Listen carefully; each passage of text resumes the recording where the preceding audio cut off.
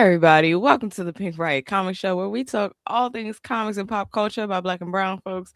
I What is going on here? Can you hear that? No. Oh my goodness. Hold on. I am getting feedback, crazy feedback. All right. Well, hey everybody. My name is Keisha, aka High Havoc, and I am here with the amazingly talented Brie. How you doing, babe? I'm doing fabulous. It's been an interesting week, but we out here and it's a vibe. I've been looking forward to kicking it with the Riot fam today. And I was able to pick up my pulls and got some good stuff. So, yeah, it's a good week. How are you doing, babes? I'm sorry. Wow. A bit of a technical difficulty here. So I have to explain this. So we are on StreamYard, right? And then when I put on Instagram, I guess Instagram automatically kept the sound on. So I was getting everything that was happening on Instagram just now. And yeah, oh, Oh, chaos just happened in okay. my head. Yeah. Okay, so it was just in your headphones. I was like, Yeah. girl, we have no idea what you're talking about. But in terms of how I'm doing, I am a little better. I took a nap, not on purpose. I will say that. I was Accidental like, naps be hitting though. yo, I'm rested, which is like unheard of for our show. Typically, I'm like tired, but your girl is rested. I was out for like an hour and a half. Mm-hmm. That hit real nice. Yep. See, you um, you better than me because if I'm taking a nap, it can't be more than 20 minutes. Otherwise, it's gonna be a sleep. oh yeah, yeah, That's yeah, it. yeah. So We you, the hit deep fact that you can rim. take an hour and a half nap is amazing. Love that for you, babes. Yeah, no, no. This does not happen often. I got left alone, but like I feel great right now. Period. Love that for you. Love that for you. Yes, yes, and there's a lot of things happening. There's always something happening in the world right now. Yes. That is very true. Yeah, Very true. yeah. The new news, the Netflix merger that is not happening right now. Netflix backed out of the Warner Brothers deal, and so now Paramount is going to be, um, you know, part of our new tech oligarchy. Wonderful, you know. Okay. Yeah, the world kind of sucks right now in a lot of ways. Yep. Hmm. Yeah, so Yeah. so we're gonna go into our question of the week because we need to talk about something wonderful and cozy and nice, and that is yeah, what is your comfort watch?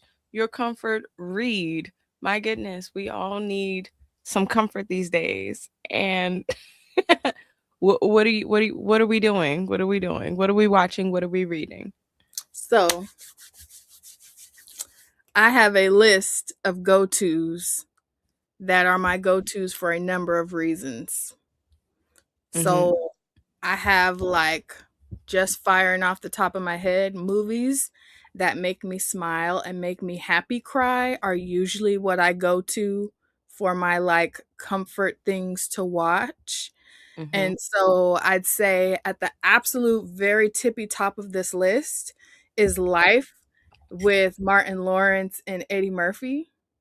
Mm. It's hilarious. I probably watched that way more than I should have as a kid.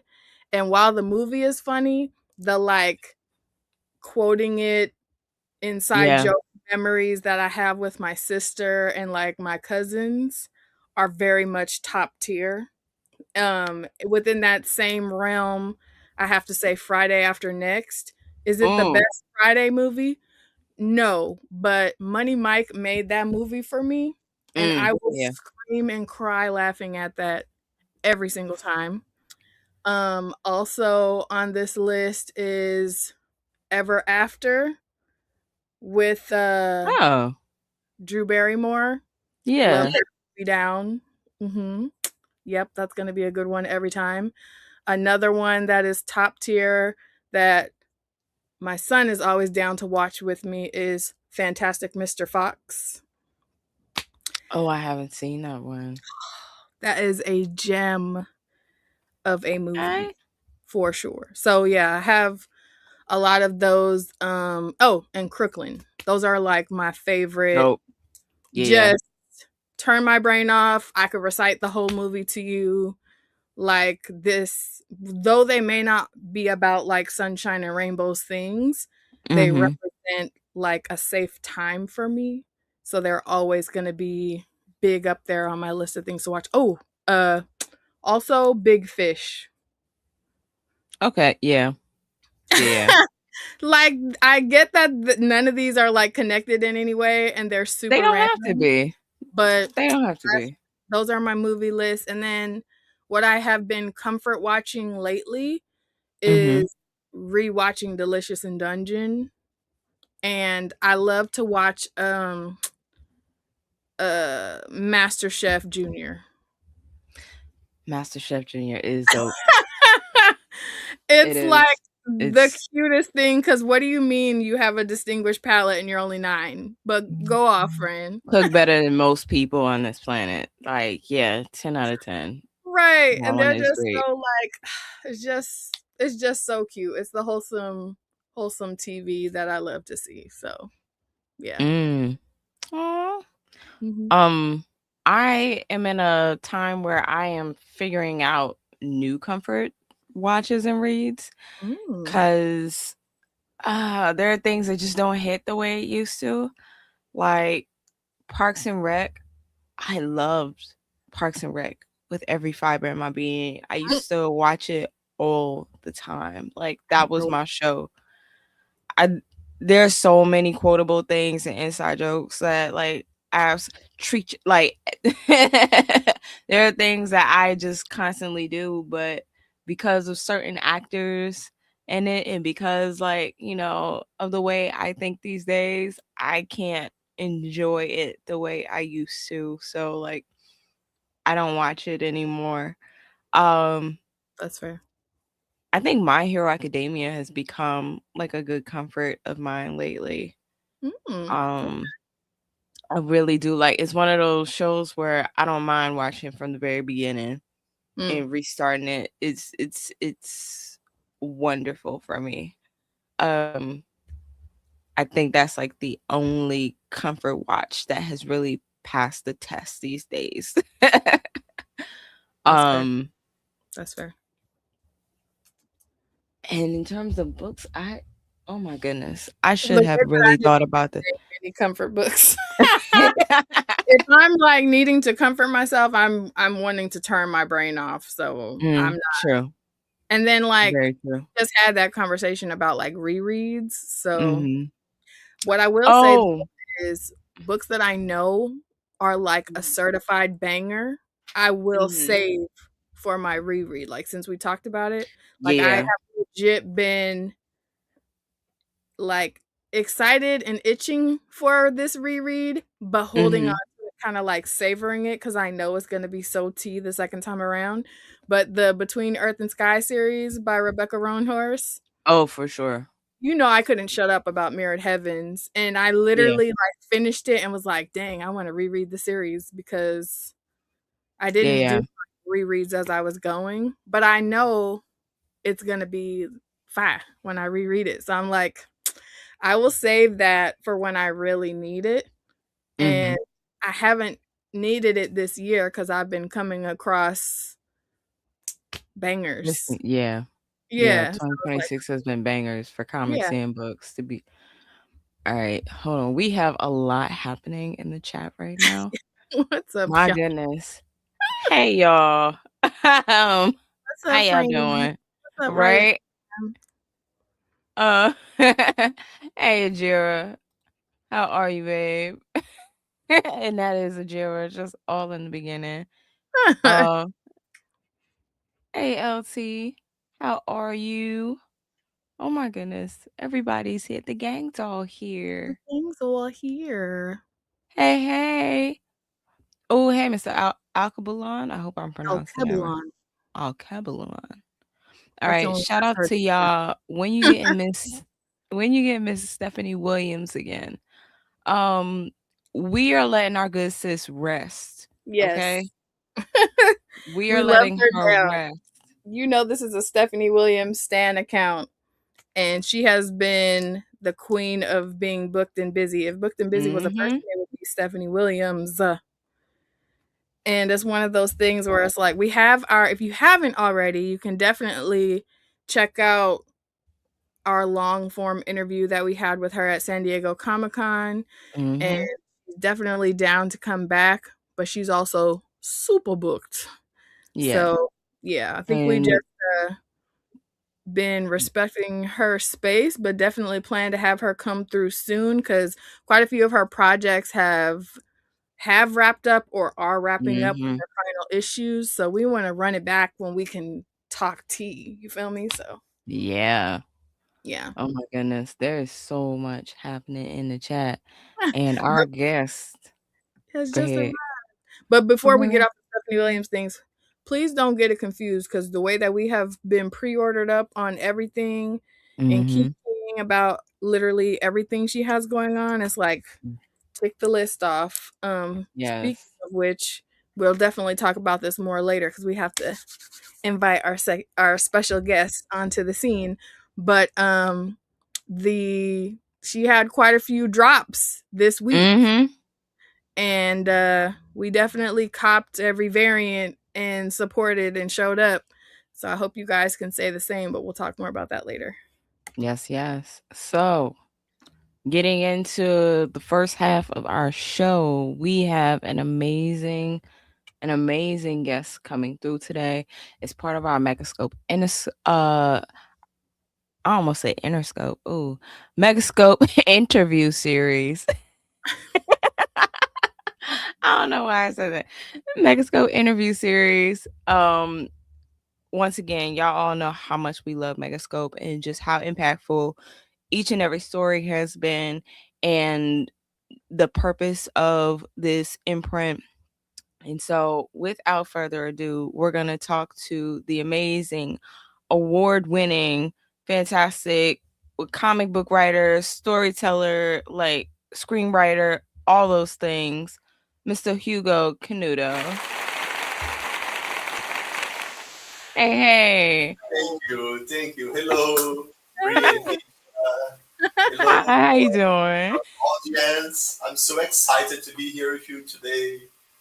Yay, we're so glad to have you. I have to tell you, this is like a little inside thing, but I need you to know that before we even got to say anything to you, I was like, he's officially a cousin and I love him down because we have to make the graphic to like share about the guests that we're having come on the show. Yeah.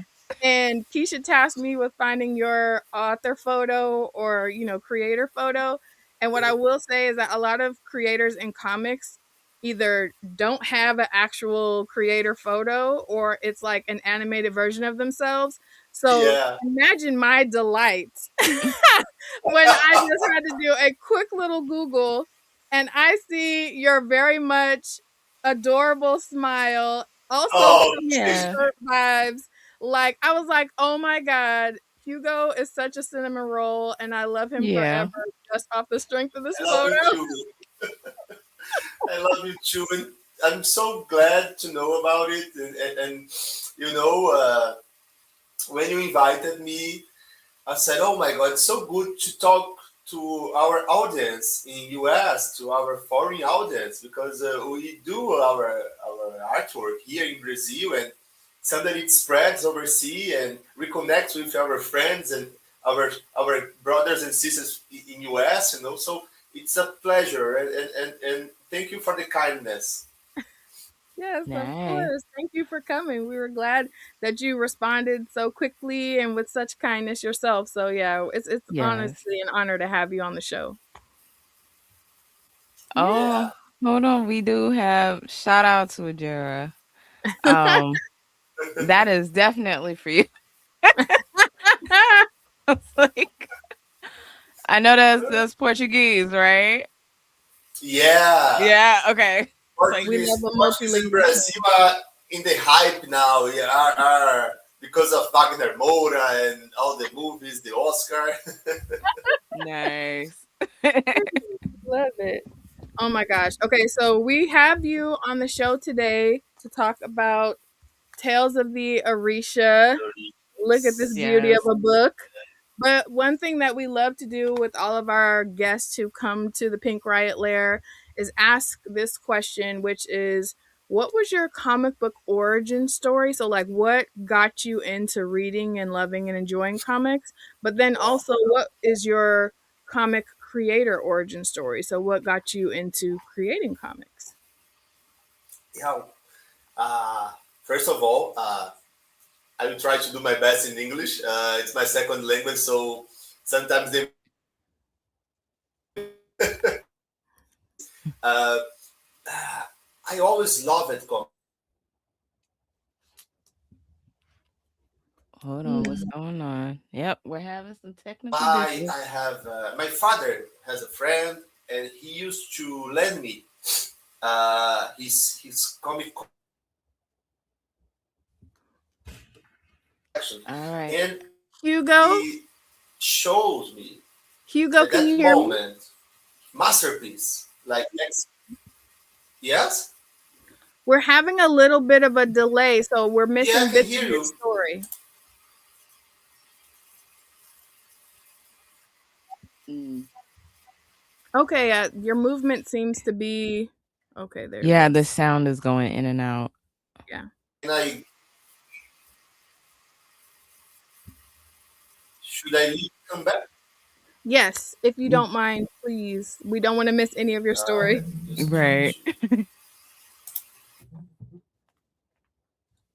All right, guys. We are going to figure out this technical difficulty. Remember, Hugo is coming to us live from in Brazil, From and Brazil. Beautiful Brazil. Oh my gosh. I really hope that we can get this together because his energy is just already so right, vibrant and magnetic. Like he came in with so much joy. I love this colorful shirt that he has on. his shirt is It's awesome. right, it's giving y'all, if you look at the graphic that Keisha made to like talk about today's episode, he's wearing an equally awesome yet different colorful shirt. So he's Yeah. definitely bringing the Brazil vibes. There's so At much joy in everything he does. Oh my goodness, my 100%. goodness. We need to 100%. figure this out. Okay, Yes. while we're figuring that out, let's go through some comments. Oh, all right. Hold Yee. on. I'm waiting because I don't see anything yet. Do you Give it a see sec. anything? Yeah. All right. While we are waiting, let's see. Yo, y'all are really going off in the chat, and we very much appreciate that. Yes, all of the love is very much appreciated. All Yay. right. Okay. We got him back. We can see you. Can we hear you now, Hugo? Okay. Can you hear us? Uh,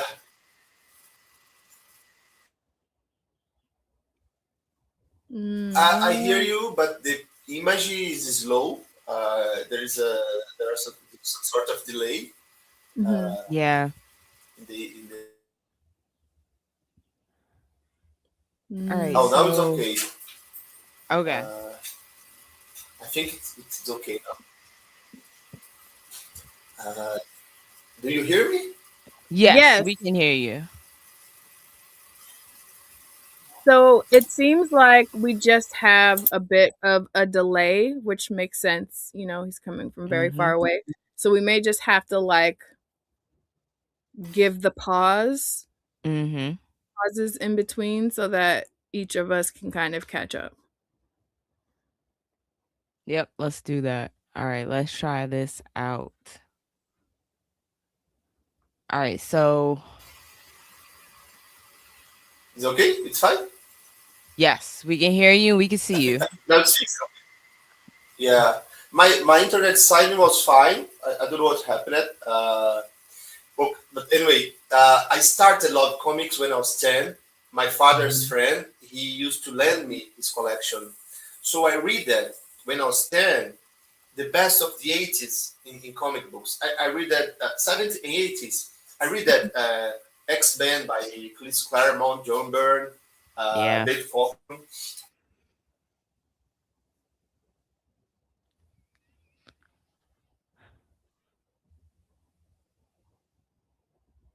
All right.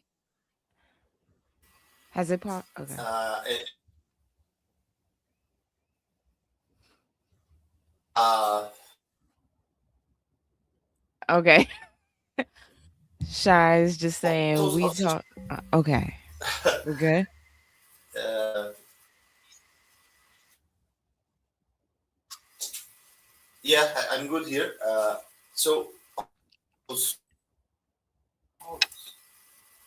good.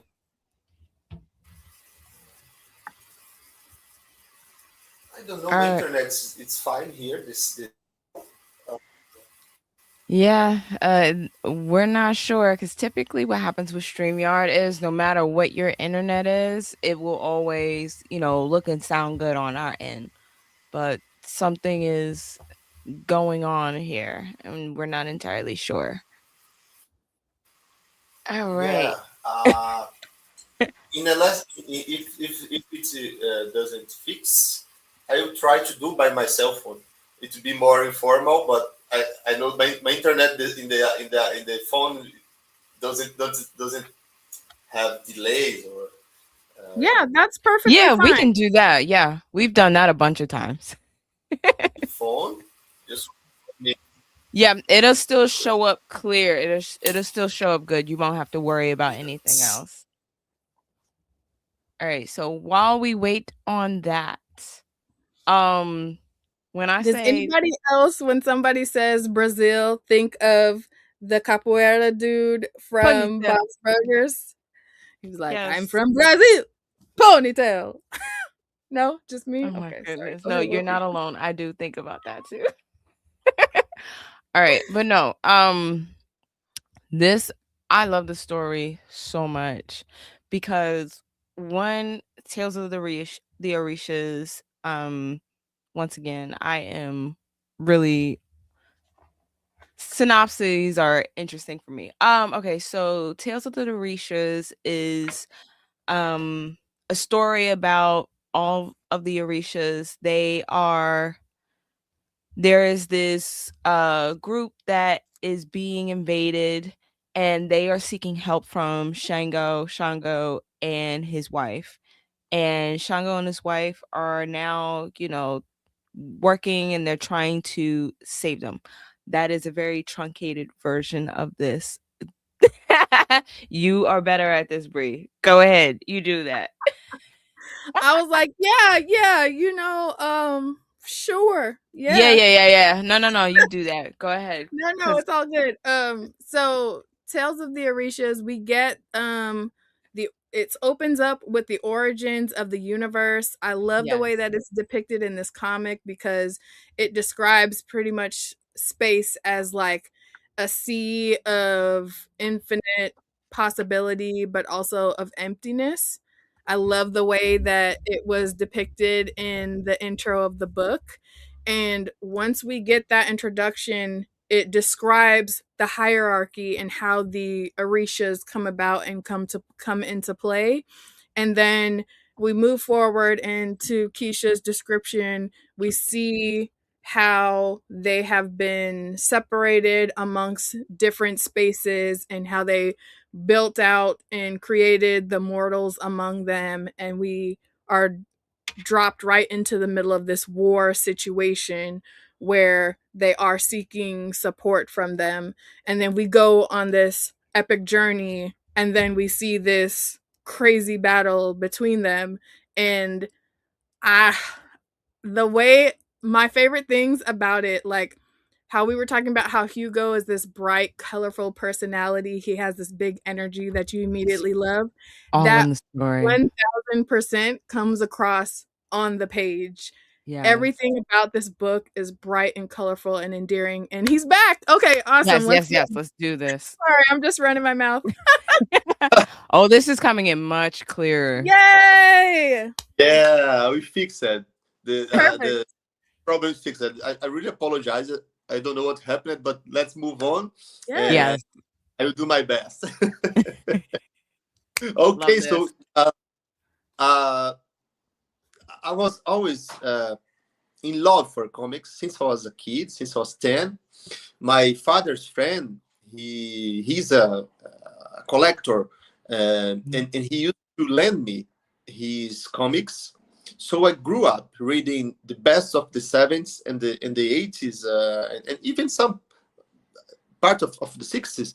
Uh, I grew up in the 90s, so I could have the opportunity to only read Image comic styles heroes or Marvel or DC, but he provided me the best from Fantastic Four, from John Byrne, or X Men by Chris Claremont and Dave Cockrum and John Byrne, and Thor from Walter Simonson. So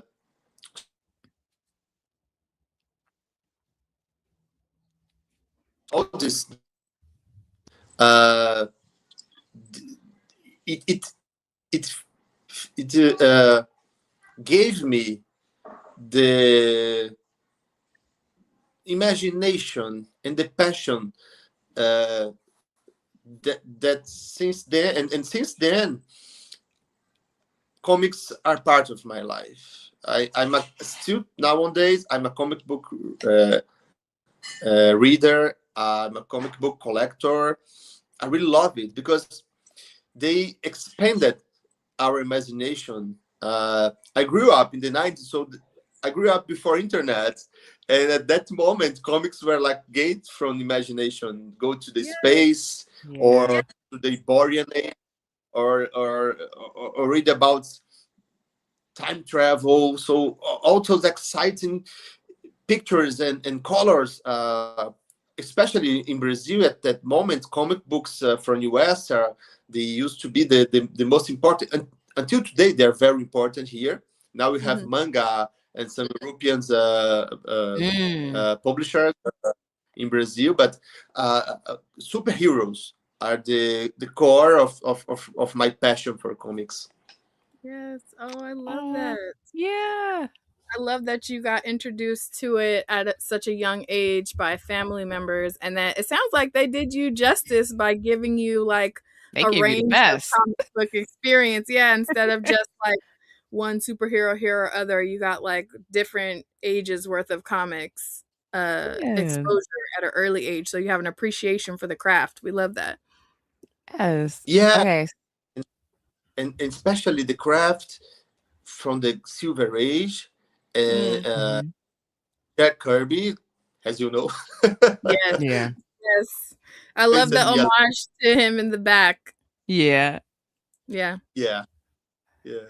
Um, okay, so I guess my question for you is knowing that you have an architecture degree, like how how did Tales of the Orishas come about? You have an architecture degree. It was a Brazilian comic initially, and then it was translated through Megascope. So just give us like the inspiration, the story behind that, and how we got to this comic. Kisha, for me, for years and years, I used to draw and write stories and Hmm. create my own characters. Uh, and I used to work as an architect. And in my free time, I spent the evening uh, drawing sketches in notebooks, but trying to make my own words, trying to make to build words that connected Yeah. with Brazilian culture, Love that. connect with Black culture. I'm from Salvador.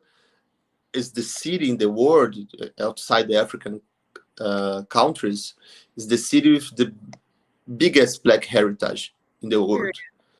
world. 80% of our population is black and brown, so we are surrounded by such important heritage. The culture, the music, the food. It's impossible to talk about myself without talk about my hometown and how Oh, this home Yes. work. love that. Yes.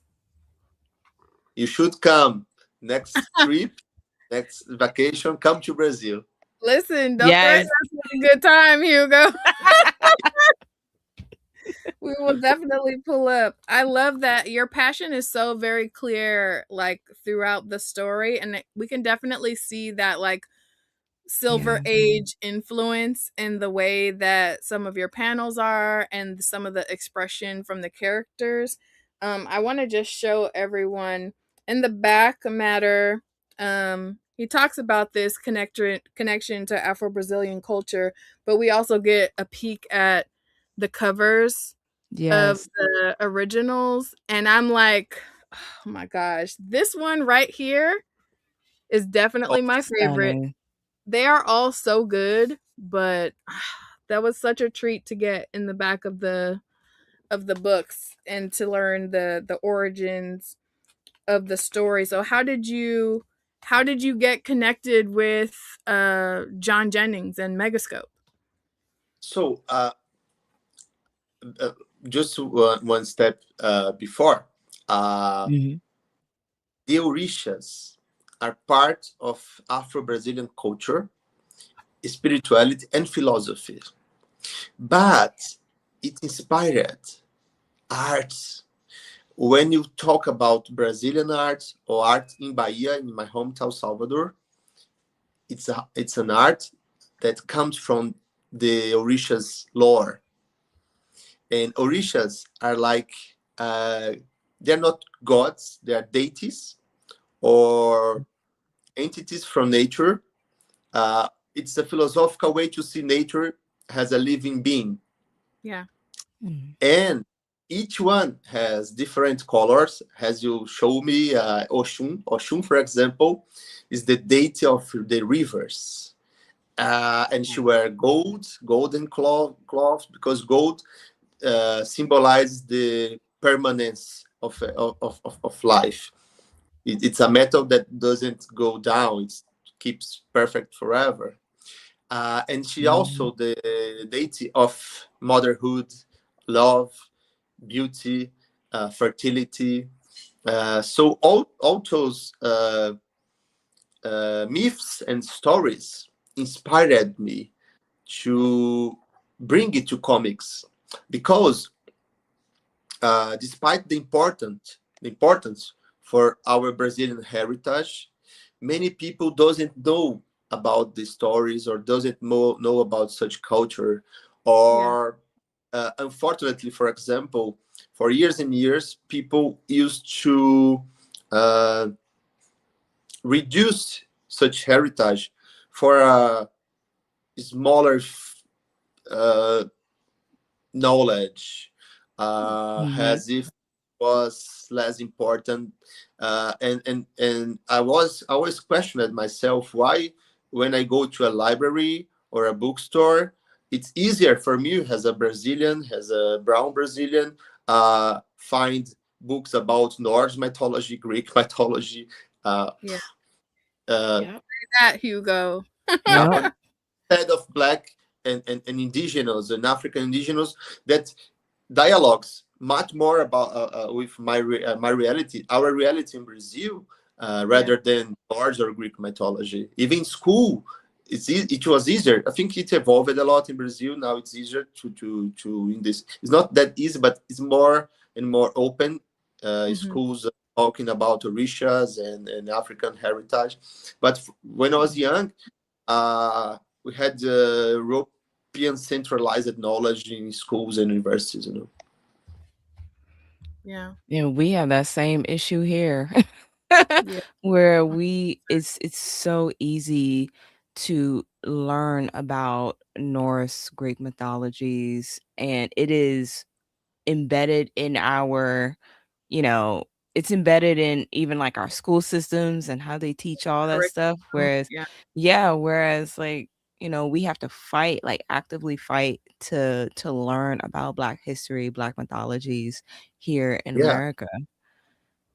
So like you are doing an amazing, wonderful job with Tales of the Orishas And you because thank you. mentioned someone yeah, from one of my favorite panels. Oh, I love it. Can we yeah, just like she is what are we Ocean is talking about? stunning. Ugh. And I love how like her introduction is this like deep set gazing into her eyes before you get the full. I love the way those panels were set up. Just absolutely Yeah. stunning. Oh, I appreciate that you like it because it's our work together. Now it's in your hands, so go ahead, spread it, and uh, it's. So you mentioned that John, and even today for me, I'm so proud of it. I never expected that story that was wrote about Afro-Brazilian gods, deities, Mhm. Afro-Brazilian universe that comes from Africa, from Yoruba land, for Benin, but a very very restricted knowledge or and culture outside Bahia or even outside Brazil. Mm. I could never imagine that we could that we could uh, be published by Mm. Abrams Megascope in Yeah. US. So my agent at that moment, Amber Garza, she made the bridge uh, between me and John loved the book. He was eager to publish it, to publish the book, Yeah. and I was uh, anxious and impressed. I was, oh my god, I'm going to be published in English. And the translation of the book was made by a great friend of mine, Victor, that Mhm. lives in California. He's a Brazilian. His Oh, his wife is American. She is from California. She's American. He's Brazilian. So they both worked in the translation with me because I'm it's hard to translate to another language, even English. Uh, Yeah. People easier or no, it's another culture, another uh, uh, uh, way of another way to see the world. It's another culture. It's different. For yeah. example, the Brazilian edition has much more term, nations, and words in Yoruba Mm. because Mm. Brazil, if I say Yaba, that means queen, it's easier to understand. Rather, if I do it in US, Mm. it's okay. It's cultural. So when I translated, I had to take care with such details to make it more accessible because our intention is build bridges. Our intention is connect and connect the Afro American heritage with the Afro Brazilian heritage and make this bond stronger. Yes. 100%. Um, what Ajira is saying is the same thing I'm thinking. Shout out to translators and interpreters because it is an art form for real, for real. Like so many things can get lost in translation, and to know the intention behind, you know, that that process is beautiful, and to make sure that we understand and we can connect with the story as well is absolutely fantastic. Just thank your translators like that. Yes. It sounds like it was a group effort too, so there's a lot Right. of thought and love put into how the book would be received and digested for everyone, and we really appreciate that. Um, Mhm. we definitely have to touch on this. It was connected to one of my questions. LT says, "Oh wow, this art in Tales of the Orishas is going off." So Hugo is both the writer and the artist too. 100%. Yes, I'm both the artist and the writer. Uh, and well, it took 2 years to produce this book. 2 years. Mm. because everything was new. I wasn't creating, I was recreating an universe that exists. Different from my most recent book, The Song of My Ruby, that's the universe built, inspired by Latin American pre-Columbian cultures, African cultures, Iberians. In terms of the Orishas, I was careful because I was paying tribute to a culture Mm. that I knew it, but at the same time, I wish to do it in a more, how do I say, I had to adapt it to comics. For Yeah. example, each myth or itan, as Yoruba says, and if each myth or legend about the Orishas, normally they are told as poetry, Yeah. in poetry. Mm. They are revealed through poetry. So I Yeah. had to change it to prose, to prose, Yeah. and dialogues, and create dialogues between them. I had to adapt the myth and bring and build dialogue. So how Shango, how is possible to Shango express himself? So Shango is a king, a proud man, a nobleman, an African leader. At the same time, Ogun is a warrior who lives in the woods. He's the Orisha of war and agriculture. He's a blacksmith. So Yes. there's a difference of moods and personalities Yeah. that I was concerned Personality. that I must express it. At the same time, I remember that I read that a lot. Uh, Yoruban writers, Wole Shoninqua, Daniel Fagunwa, to try to bring this kind of uh, at least try to not emulate but understand the analogies with the word, about the word, how some Yoruba proverbs, the oriki are Mhm. poetries that describes each orisha. Mm. The Oriki of Mm. Shango. Shango is the leaders, the thunder masters, the one who controls fire. He's the brave. So each Oriki is like a poem that describes the Orisha's characters. Yeah. So I Nice. melted all those references and recreated it through comics in the contemporary and universal language of comics that we love so much. And the result, after 2 years, is Tale of the Orishas. Ooh, that's I love beautiful. that. Okay, Our I do The have a diaspora question. loves to like have our oral history translations. And so to see your interpretation of those like poems or oral histories was really beautiful, and I didn't Yeah. even think about that in terms of like you having to do like a double, kind of actually triple translation Yeah, just to bring this thing to life. So that just speaks volumes, and the fact that you wrote the story after all of these translations and depicted it visually is just blowing my mind right now. Hugo, Yeah. that's a lot. That is a lot. There's a thank lot that went into this. yeah. Um, Each part of the book, for example, pay attention to the colors. Mm, Each yeah. Orisha has a different color scheme tone yeah. Yeah. because it represents how we have different color skin tones, Yes. especially in Bahia. Bahia, everybody has different, but Brazil is extremely mixed country. So I try to represent it through black heroes and goddess, and at the same time, this different skin color tone represents the personalities. For example, Ogun is the Orisha of the iron, is the master of iron. In Mhm. under the tradition, men and women for Ogun, they have darker skin.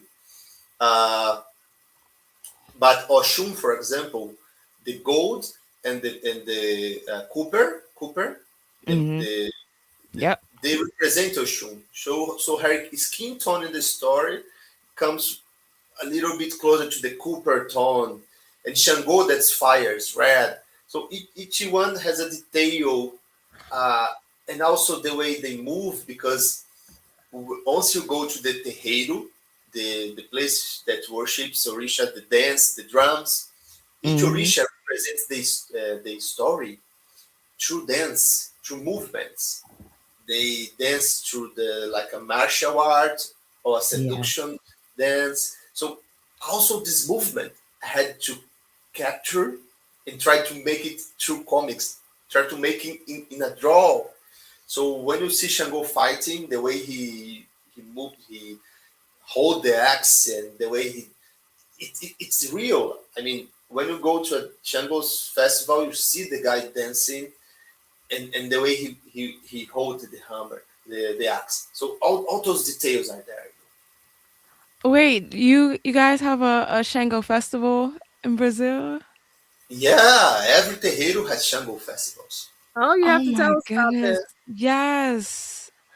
I love that you guys have a stronger connection to to where we all come from. Yeah, I please no, tell us more about this festival. That sounds amazing. uh, in some terreiros in June, Hmm. in the end of June, Hmm. they built a uh, fire, huge fire, Hmm. and the fire represents Shango, Oh, because Shango is the wish of fire, yeah. Yes. justice, and people dance around this fire. There are songs and drums and food to worship Shango, to worship the justice, the archetype of justice, strength, royalty. So we reconnect with such archetypes and those roots during uh, the ceremonies. Different Orishas. There are many Orishas. Uh, Mhm. some of them uh, lives in the rivers. For example, the queens, Hmm. Oba, yeah. Iemoja, Mamawata, Iemanjá, Oshun, the Orisha of the rivers, Yansan, Oya, the Orisha from lightning. She, Storm Yes. was completely inspired by Oya Yansan, completely. Yeah. The goddess that controls uh, lightning, winds, uh, how do I say in English? The Weather. hurricane, Ah, the yeah, weather. yeah. Yansan Oya is the goddess, the Orisha, the deity that Mhm. controls all those elements. And she represents the river Niger, the Niger River in Nigeria, that in the past, or even nowadays, among Yoruba people, they call Oya River. Hmm. So all those elements are connected in this beautiful culture. And my artwork is try to adapt such huge universe and complex universe to Mm. comic book language. And I do it since 2016.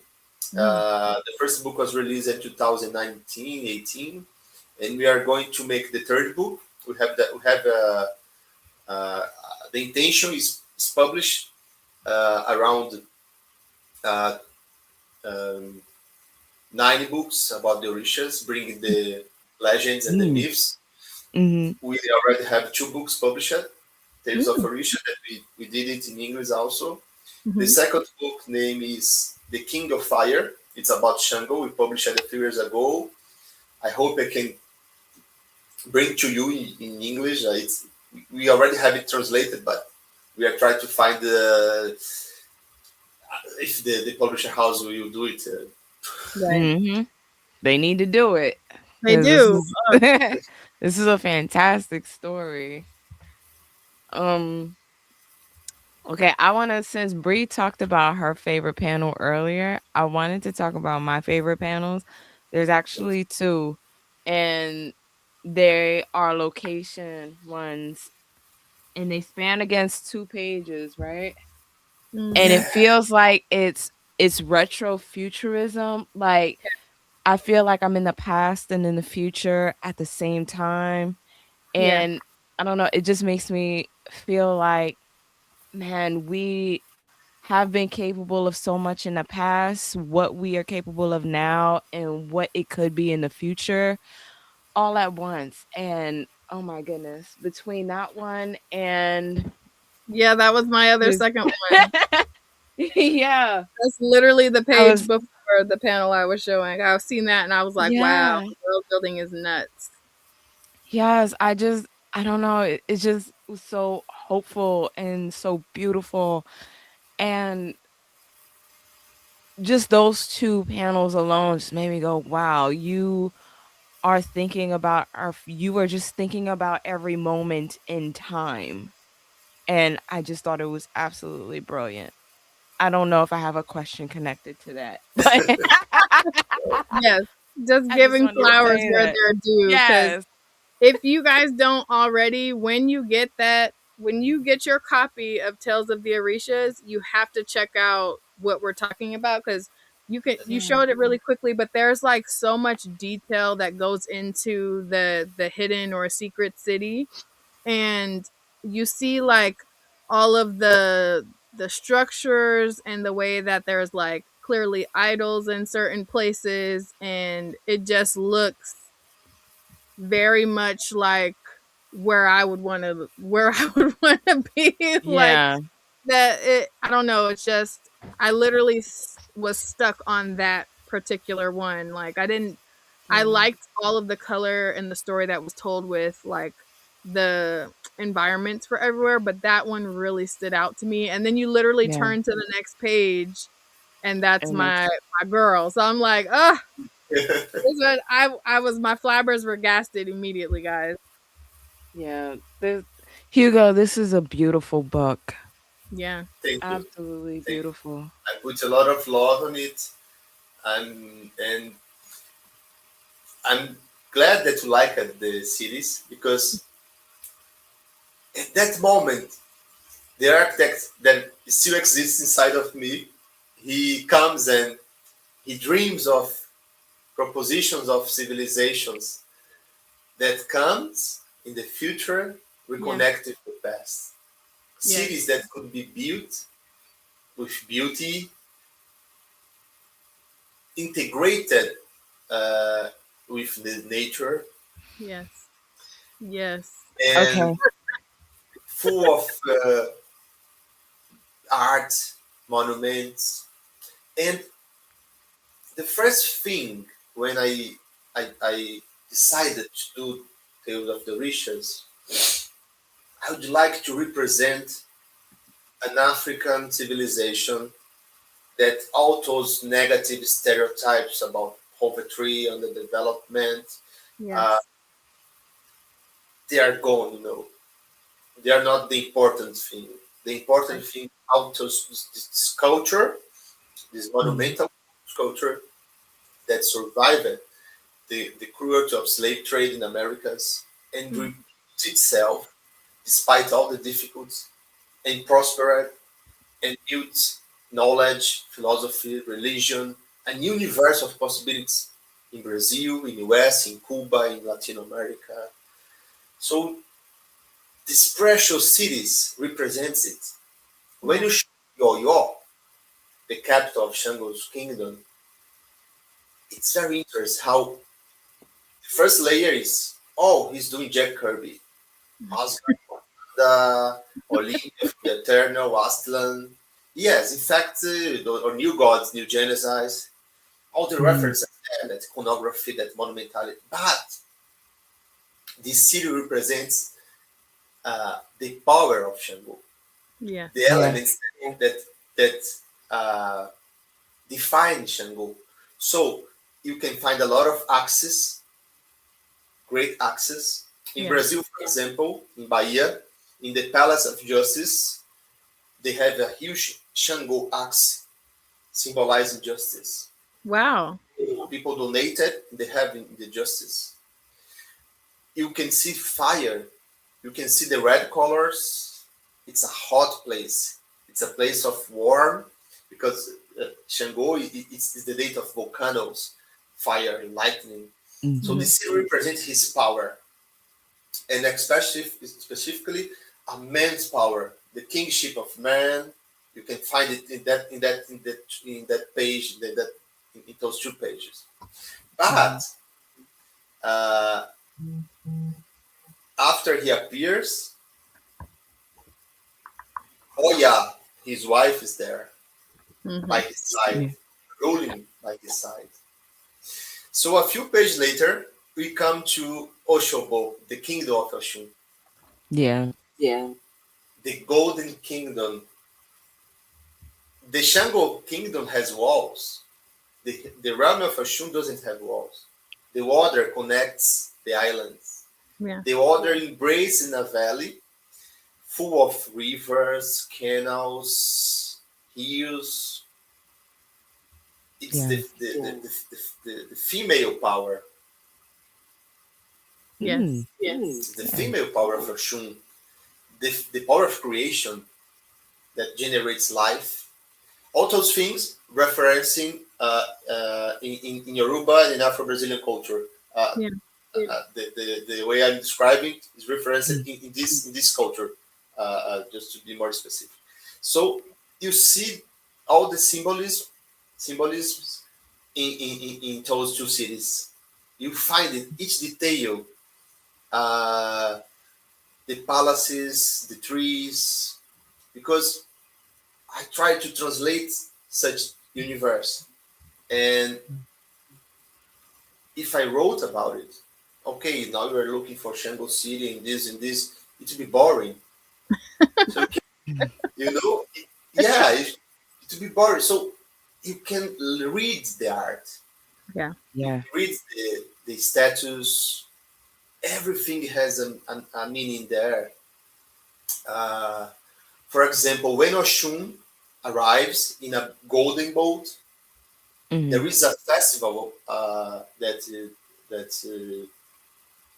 there is a festival, a ceremony to Oshun Mm-hmm. here in Bahia, my hometown, Okay. and there is the boat of Oshun, a small boat, and the statue of Oshun comes in the boat and symbolizes. And the two kids, they represent Ibeji, the twins, the Yeah. deities, Mm-hmm. the twin kids. Yeah. Uh, Recently in that movie from Ryan Coogler about Ah, twin sinners. sinners. Sinners was inspired by Yoruba Ibeji, the twin siblings. Mm. Yeah, I can definitely see that. Yeah. Yeah, Period. yeah. Just tap going back to what you said a little earlier, and I was just like, I was recently having a conversation with a friend, and we were talking about how nature, Afro Afrofuturism and nature, like when we're thinking about, our futures and what the future could possibly look like, nature has to be included. And to Yeah. just hear you say that, I'm just like, dude, I think you're brilliant. Yeah. No, Mm-hmm. thank you. No, I think we all need it. Our towns in Brazil and even US. I think the big towns are they're so distant from nature, from trees, and sometimes they are so industrial and artificial environments. And the Orishas philosophy bring us back, reconnect us, like other nature philosophies, and with the idea that nature is part of our life and we need it. We need it daily, not like go to the park on Sunday. We need Right. to go out in the street and feel it, and maybe it's the moment of really produce art and reflections about how we should come back and be closer to it. Yes. Yes. The chat mentioned, I wish everyone took as much care as you did when adapting cultural stories. Had to definitely highlight that. And then we also have a question. Any inspiration from Harmonia Rosales' art? I feel like her art attempts to also lift up African deities in a creative and compelling way. Wow, her art is incredible. I discovered a few years ago Mm-hmm. the way she represents classical masterpieces. I remember there is one that emulates the creation by Michelangelo. I think so. I'm not sure. And God was a black woman, Woo! glorified and imponent. I think Mm-hmm. she's wonderful. What she do? I hope she can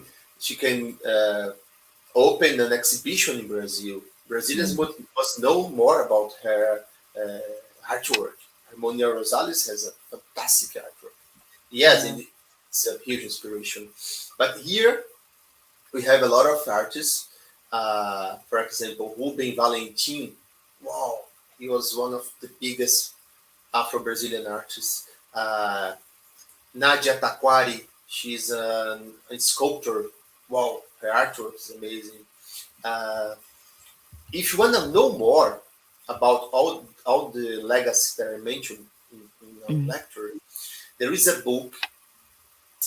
There was an exhibition in 2017 to 2018 made by Fowler Museum for UCLA. Axé Bahia. Uh, it was a huge exhibition showing centuries of Afro-Brazilian art, but specifically Afro-Bahian art. The art Mm. produced in Bahia, in my home, in my state. We have states like in the US, divided Mm-hmm. in states.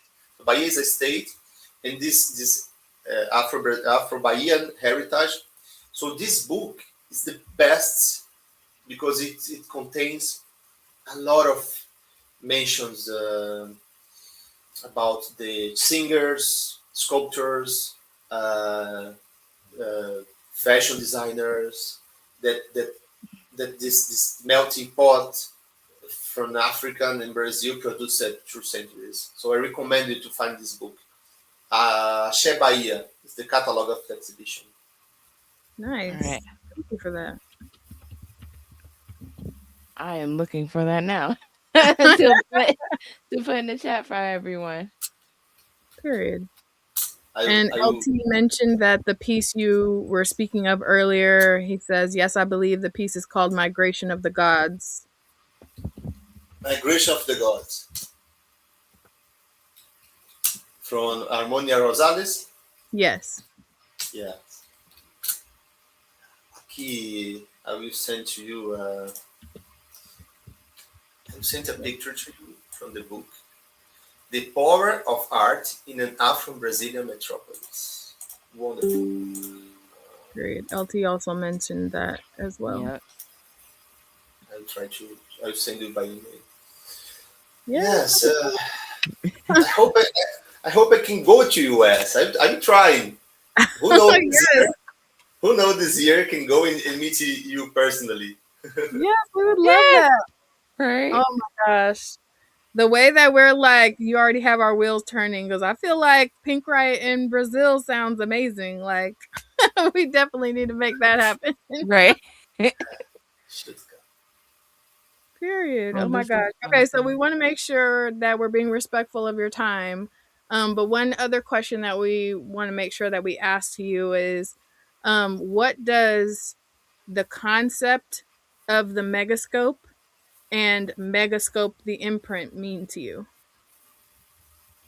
I'm sorry. Come again because I discovered that there is a chat. I was reading the chat and my concentration missed. You No worries. Yeah, so the question is, what does the concept of the Megascope the device and Megascope the imprint mean to you? What do they both mean to you? Wow, it's an opportunity, a huge opportunity to show my work in my artwork and the things that I believe as an artist Mm. to the language speaking world, to a bigger audience. Mm. And I'm so proud of it, and I'm so grateful to John Jennings, to Abrams, to Yeah. Amber Garza, my agent, because you know, almost Brazilian artists, comic book artists, they are in the U.S. comic book industry has illustrators, has visual artists. Hmm. It's hard. It's hard to Yeah. be the comic book industry in U.S. has an author Mm. telling a story about my culture, my home, the culture Yeah. of my hometown.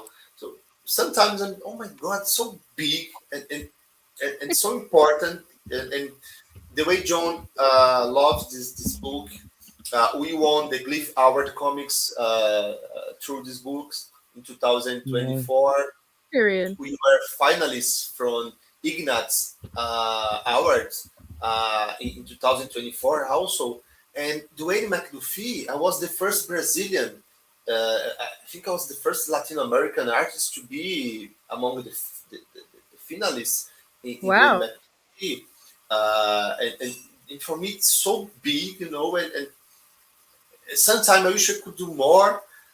We have after Tales of the Rich, we published two more books. Hmm. Let me show you just a minute.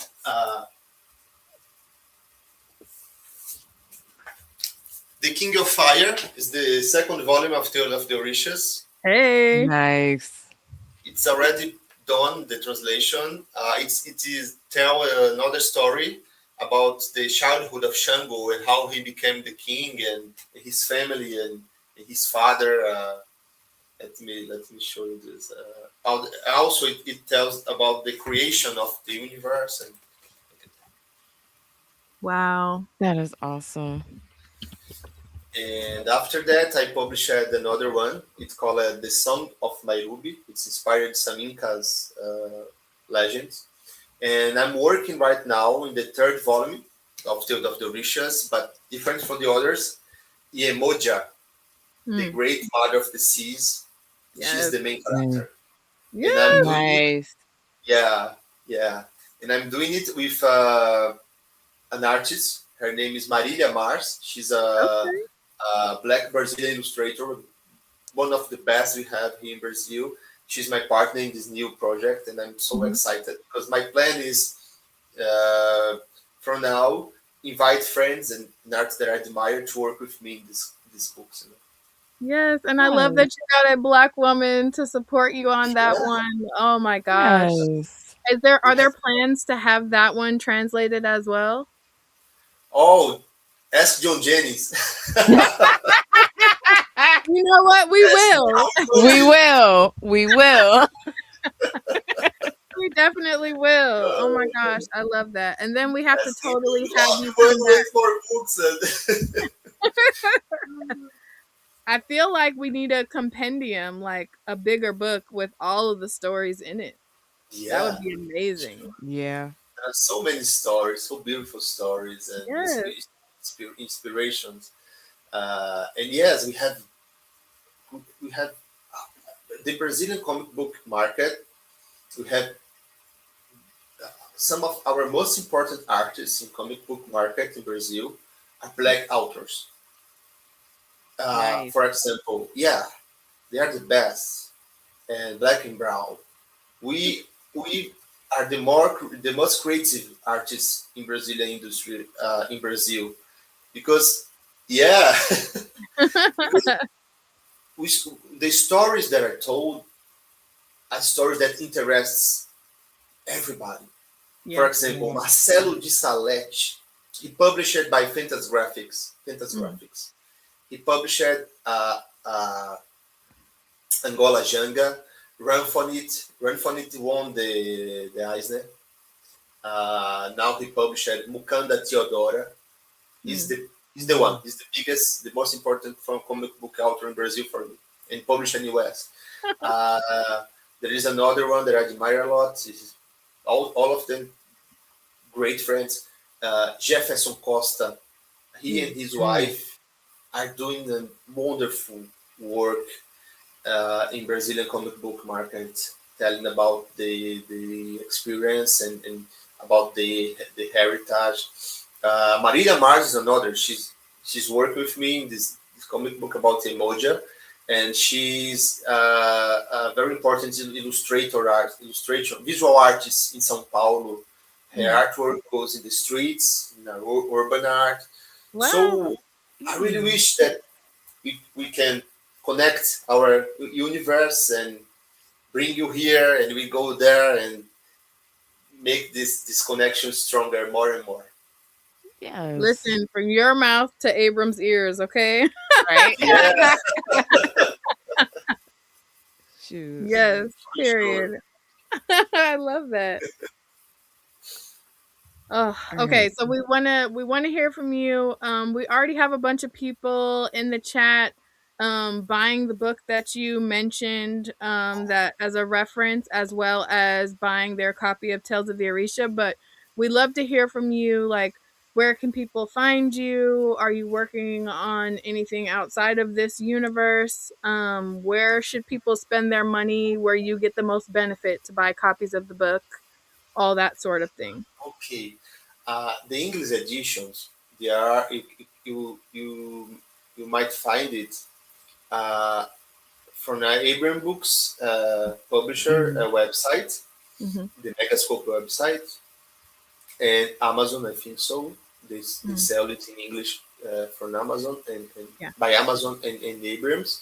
But I have my website. You can find my artwork. Uh, every time I do the comics, I also develop a series of illustrations, Oh like wow. concept arts and visual development, showing different Orishas in because it helps me to understand each detail, the colors, the tools, the weapons. I have more than 40 illustrations about the Orishas along those Mm. 10 years. And I do a deep research. Each detail has a meaning. I show to the priesters, I show to the scholars, because I really want to improve this connection. For example, a few years ago, I was invited to Angola in Africa, to Luanda Comic Book Festival, a very Oh, important comic book festival in Africa. Wonderful people. They do a unique work because they are doing comics in hard conditions sometimes, uh, to print, to sell, to distribute. But this Mm. festival, it's amazing. It's amazing. If you want, I can put you in contact also, because Lindomar and Olympio, they are siblings and have an illustration studio in Angola. hmm. Wonderful. And I was there, and I brought the Orishas there. We had an exhibition there. Oh And for wow. me, I'm very proud and emotional when I say it, because I'm bringing back Yeah. it for a Yes. place that somehow, for different aspects, people doesn't know, but they are curious to know more. So I think our art works as a reconnection, Yeah. building bridges. Absolutely. Absolutely. And for those who, for every link that Hugo has talked about, they are in the description already. So if you look at the, I made sure I said I didn't know which one you were gonna say, so I put every possible link I found. Good. So if you want to buy them and from Hugo, the link is in there. If you want to get them from Abrams, the link is there. If you want to follow Hugo, the link is also in the description. And we So also had a viewer asking about getting a copy of Tales of the Orishas in Portuguese. You So can that's you on the can website. okay, yeah, perfect. Mm. you can purchase with me. I have my Instagram. Uh, my Instagram is Hugo Canuto. I don't know how to say in English, but Hugo Canuto Underscore. Yeah, yeah. underscore Hugo Canuto underscore art underscore art. And how do you say in English? I forget the symbol, the Oh, underscore. underscore Mm-hmm. art. And my Instagram, you can purchase by my Instagram. In my website, we have a store to purchase the arts. Unfortunately, nowadays it's becoming harder to sell things to US, to send things to US. But I can also send the files, The important for me is share, spread the message. And also, you can find my artwork in Washington, D.C., in Mm. the Smithsonian African American Museum of Arts. Okay, Yes. Hugo. Yes. Okay. It's there. There is an exhibition about Afrofuturism and the comic books there. That's awesome. Okay, Yes. humble brag. Right. All the tea. We love that. That's awesome. Thank you so much for coming and spending time with us. We are definitely going to be putting a bug in John's ear about the next book, Yeah, so that way we Yeah. have an excuse to bring you back. But you're officially a cousin now. You're Pink Riot fam, Yes. so we would love to have you back whenever you have time. for sure. Anytime you want to invite me to talk about the art, comic books, I'm available. It's a pleasure. It's a pleasure. Thank And you. Oh, thank you for the patience with my English and my internet. oh no, you've been You're a so delight good. the entire Yes. time. Yes, you're perfectly fine. Wait, All someone right. in the chat seen your exhibit. That's so cool. Oh, Loris, thank you. I'm Yes. reading the chats also. Thank you, Loris. I hope you enjoy it. And I agree, Ajira. Yeah, I I guess guess. we just have to come to Brazil, sounds like. Yeah. Just gotta pull up. Come, Brazil. Oh, I think we are still preserving the joy of life that the world needs. Despite all the Agree. difficulties we have to live and enjoy life and have friends and believe in tomorrow. I think we all need it in our life. Yeah. I think so. Yes, I agree. You have been a ray of sunshine, Hugo. We're so glad that you Oh, came. thank Yes. you. Yeah, we'll definitely be having you back on the show sometime soon because we love the story. We love your energy. And Yeah. again, we really appreciate your time. Thank you. Thank you. I really appreciate the invitation. Uh, Last year, I changed my studio, so next time uh, we get together, I will be in my studio so I can show my art. I can show some sketches. It will be better. Now I'm Nice. home, so the background is not the ideal one. But next time I will show you my books, and we can spend hours talking about comics. Oh, I love Yes. that. We might have to have like a through the Megascope reunion or something and bring a bunch of people back so we could Oh, reconnect and Yes. have multiple guests. Yeah, I think that would be fun. Okay, Yes. Hugo, you got the juices flowing, the ideas popping out. Thank you so much. Yeah, because we will definitely key with the best of them, especially if we got like the inside scoop of your art and all of that. That'd be awesome. Yes. All right. It was a pleasure having you here, Hugo. Thank you so much, Hugo. it's a pleasure for me Yes. too. Thank you. And let's keep in contact. Uh, let's keep in contact. I will send to you if you want, if you have interest, the English PDF of the King of Fire. So Yes, you Yes. are going to please. be the Yes. first readers in English of this book. Yes, Yes. please. I was Oh, we gonna would say love yes. that. Thank you, Hugo. Thank you so much. Everybody with a body. Hugo Bye, Canuto. everybody. Thank you for your time. Later. Oh, that was awesome. Right? Ugh, love his energy. Yo. All right. When he was talking about, sorry, I really got into like my feelings in that one part where he was talking about how nature has to be connected with how we view Black futures because I don't see that often enough. And to to know that that is a mindset that is outside of America and you know I'm Yes. so Also, wow. his piece about like where he's from, focusing on the joy of living and that sort of thing, especially given how we started today's chat as like, wow, Right. we really needed you, Hugo. We needed that today. Right.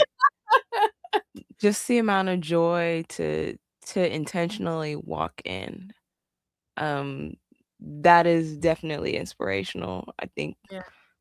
Yeah, and that's a We're gonna gift to like instantly impart that to other people. Like, you know what I'm Yes. saying? Like just he just naturally does that. That's like actually insane. Like makes you want to be more like that. It's cuz it's like contagious, magnetic, like how Yeah. can I impart more of that or how can I embody more of that? Like wow. And then Yeah. also what he was saying about the full circle of like bring the Orishas back when he was visiting other places. It's like, ah, Yeah.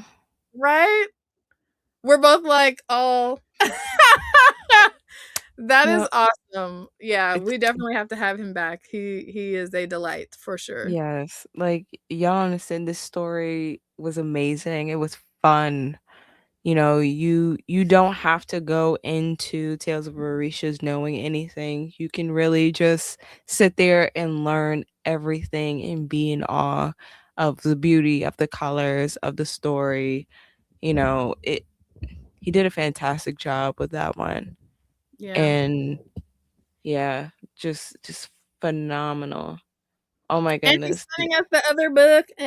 So we're definitely gonna have to read that and come back and give y'all the tea. Yes. Obviously, I don't know why I didn't know that that was out already, so I definitely have to find and buy a copy. But that's so cool that he has like such a big heart. He's just like, I want anybody who can read it to read it. But we're Because gonna those buy the stories books. are important. Yes, we We're all gonna need to buy buy the the books books. because we need to make it clear to Abrams that we want the Tales of the Orishas omnibusy. Okay, that's Oh all I'm my goodness. saying.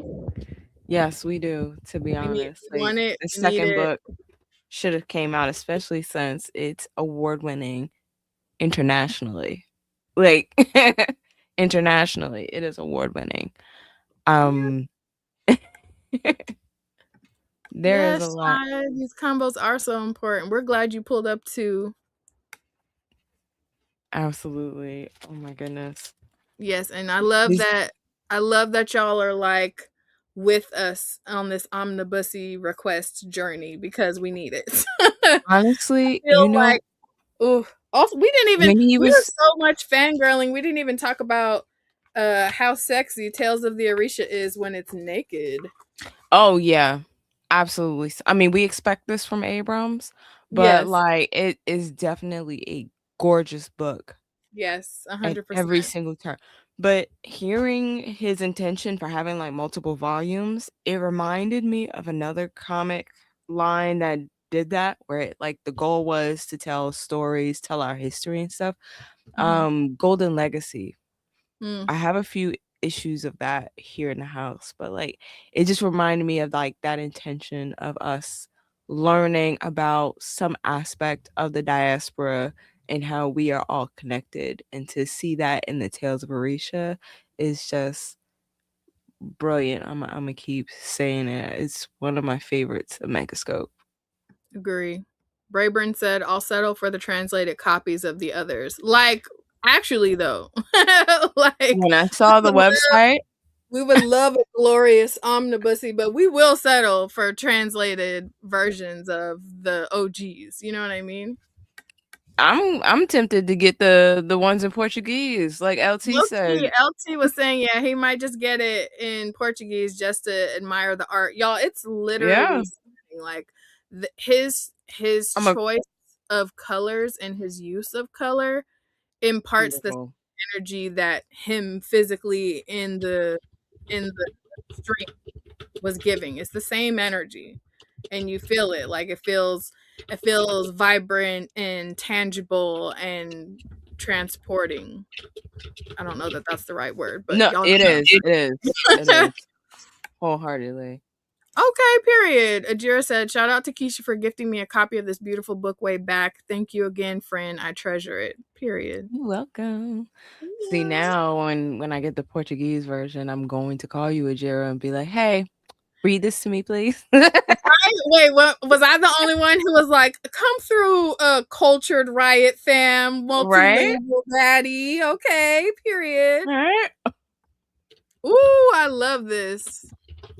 Like, we have done lives where one of us is in a different place and the other one is elsewhere. and we've done lives together, but how tea would that be to be like, oh, y'all thought we were playing when we said Pink Riot in Brazil? That would be so tea. Like, I hope y'all know that when we get to that point, because we're keeping it delusional, when we get to that point, y'all aren't going to be able to tell me nothing. Not a At damn all. thing. Do you hear me? When At we pull all. up and we're like, oh, where are we? Oh, just in Brazil with Hugo Canuto. No big deal. I can't Won't be able wait. to tell me anything because I A will be thing. working You out won't be able to tell months ahead either of of us a time, thing. Yes. and your girl is gonna be laid out. Can y'all imagine our Raven to Starfire energy at the beach? Mm. That'd be like, you know how they have like those comedic episodes where they like leave from the adventure and they like go Christmas shopping Mm. or something. That's Yeah. what that would literally be like. Pink Riot in Brazil at the beach. or how cool full circle would that be if we could like literally pull up for like the Shango festival? That's what I was thinking. If we could do it around the festival, that would be Mhm. because that was another thing I was insanely envious of when he was speaking.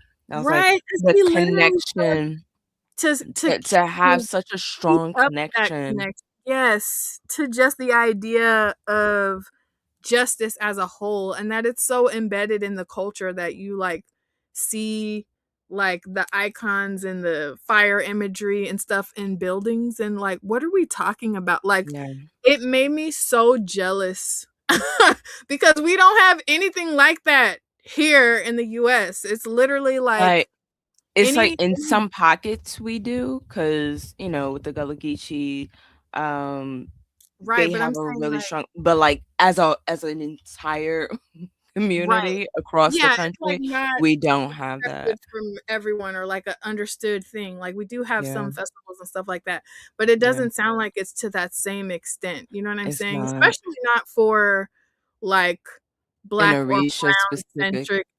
Yeah, Right, exactly. That's why it's just like, yeah, wow, like it makes you wonder, like we're talking about his joy and his exuberance and how it's like magnetic and contagious. It just is I was about to there. say, is it How different, because like, because they still have that connection. You know what I'm saying? right, It hasn't had the opportunity to like roll over and die or be like or to stomped have to out. constantly fight for Yes. your Oh, space and what how your culture is interpreted and all yes. of that, and It so makes to me. have Oh, I'm sorry. Go ahead, babe. We no, no, both no, like. no, yeah, it's like to have that experience where you don't have to question or you don't have to constantly defend who you are. Right. You don't have to dig for it to like, you know what I'm saying? Like it makes me think of that meme where it's like all those black don't crack memes where they're like, dang, like we don't we don't age while everybody is attacking us on the regular. Like if we weren't constantly in fear for our lives, we'd be immortal for real. That's Hugo is an example of that energy. Like, you know what I'm saying? Like if you had that constant source of belonging and reminders of the importance of those things, and it was just a social norm, you know what I'm saying, that you didn't have to Yeah. like fight for, or that you didn't only just celebrate in February or some shit like that, like how much more connected and in tune and vibrant would we all be? I don't know. I Wow. mean, don't get me wrong, we are a vibrant people, Oh, but like 100%. yeah, I'm just saying, yeah, imagine it on 10 though, you know what I'm yeah, saying, like uh yeah. wow, I'm so glad he came. That's awesome. And what LT is saying, he says sometimes culture can be better preserved better in a people's diaspora than it has been preserved in the homeland. Because yeah, I mean, think about it. It's that split. I forget. It's something that happens where, like, when things split off, like that's where the culture stops, right? Whereas like the original vein just keeps evolving and keeps changing. Whereas in the split, it stays in its own little pocket. And Mhm. I do think that that's really interesting, especially within like the diaspora, how things have like, you know, gone off into its own space and then either stayed intact or how it's changed over time, Yeah. you know. You have to feed and nourish something in order for it to evolve effectively instead Mhm. of like petering out or stopping or changing or reverting. I don't know. Mhm. Wow. That was awesome, guys. It was awesome. That was wonderful. We needed that joy today. Right? A whole ball of joy. And y'all are Mhm. not gonna look at the promo that Keisha made for today's live. Y'all aren't gonna look at it the same after the context of today's episode because you're gonna look and you're gonna go, oh yeah, 100%. You get all of the Yeah, Cinderella energy. he's adorable. 100%. Oh my goodness. Okay. That was fantastic. Once again, we gonna shout out Hugo for coming through and all of that. So yeah, we have other things. Once again, I took a nap, so I'm okay.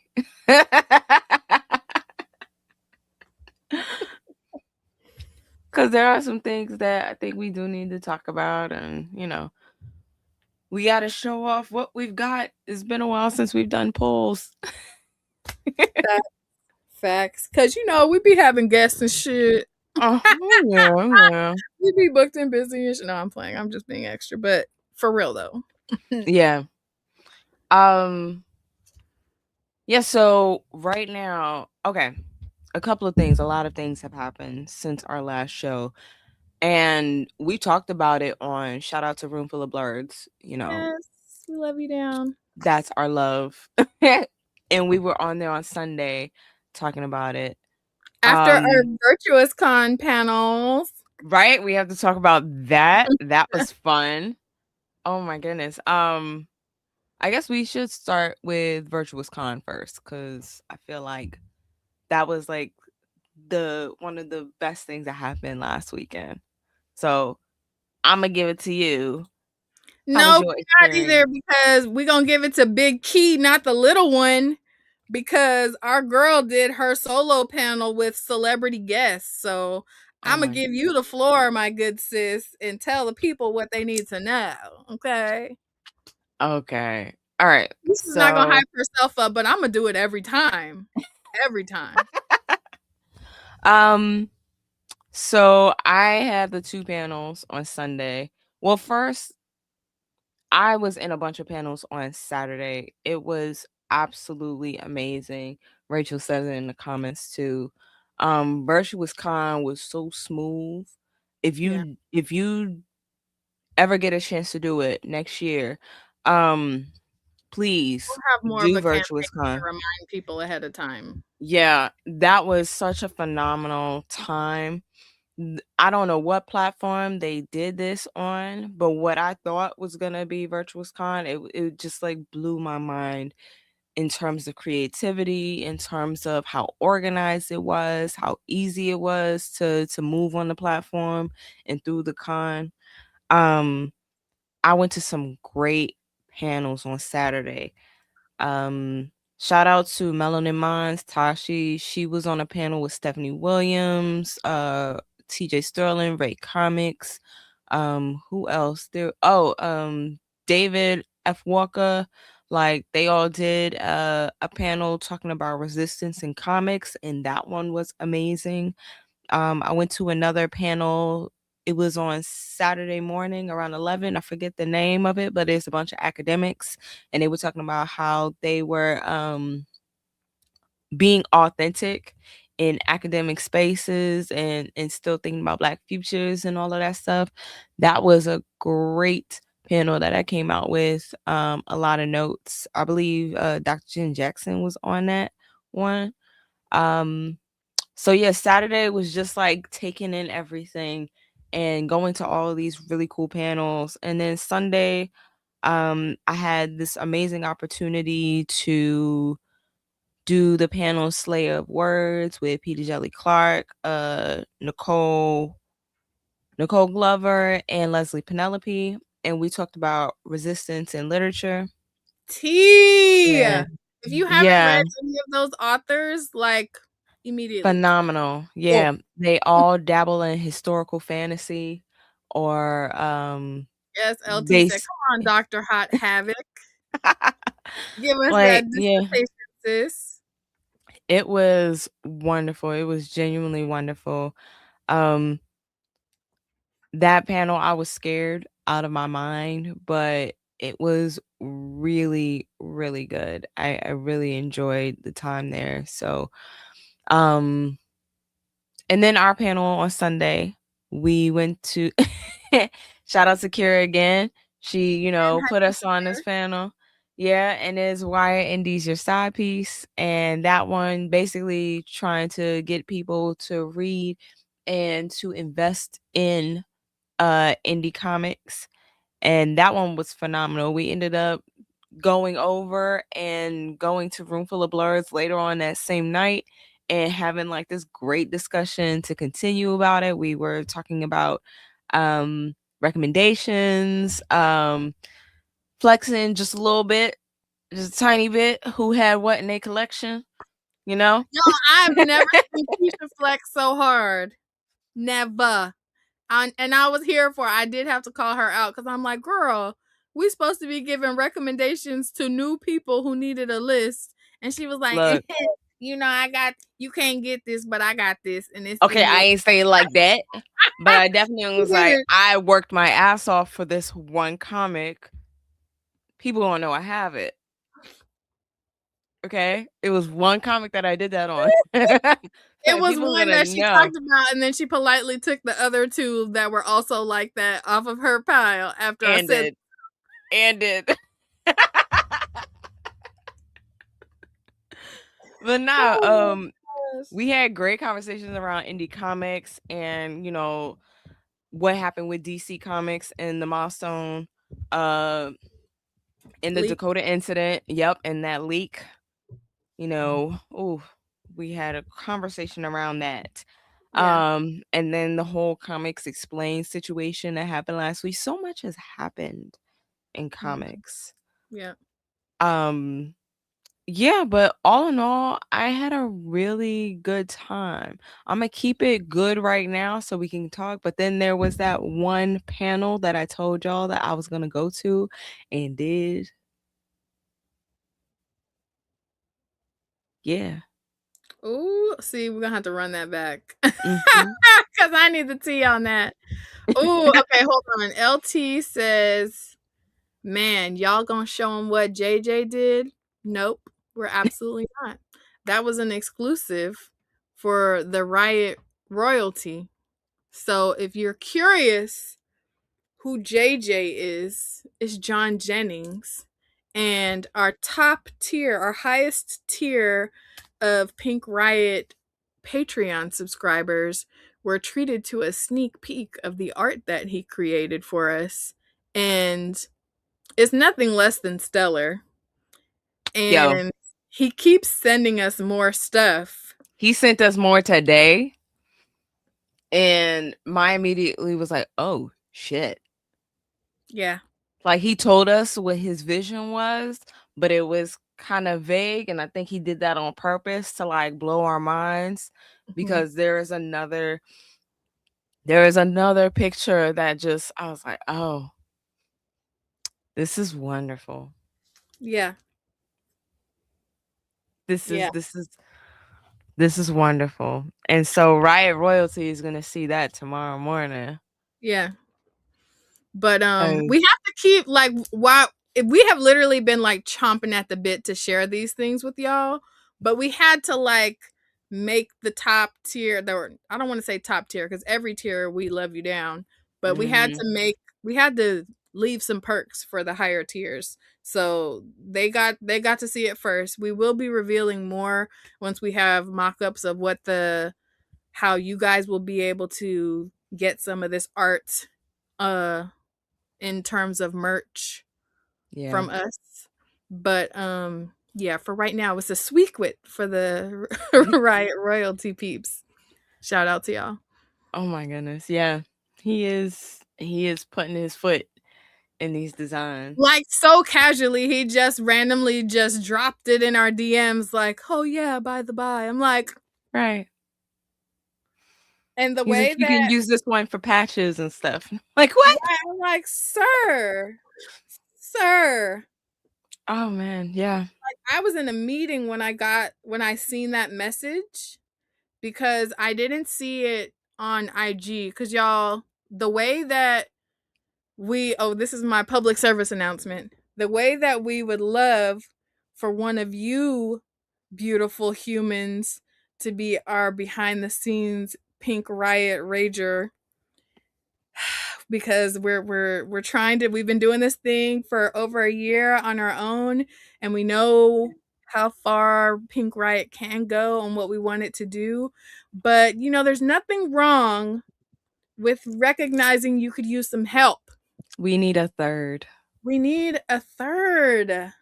So Yeah. like, and if it's a behind the scenes type of personality, but just Mhm. because, we need that in our lives. But because of that, we have lots of different conversations going on with different people in the Pink Riot DMs, trying to Mhm. coordinate other cool stuff that we have coming up for you guys.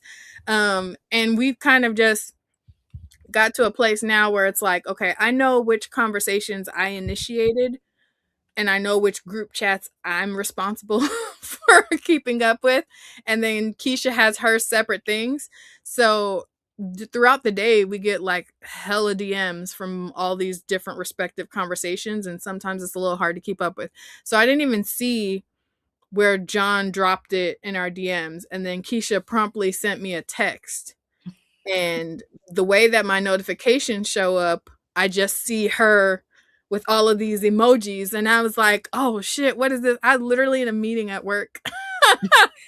And then I like expanded it and my jaw went, and my Mhm. coworker pinged me like, "Girl, fix your face." Cuz then she was like, "I know you're not making that face about nothing going on in this meeting." I'm like,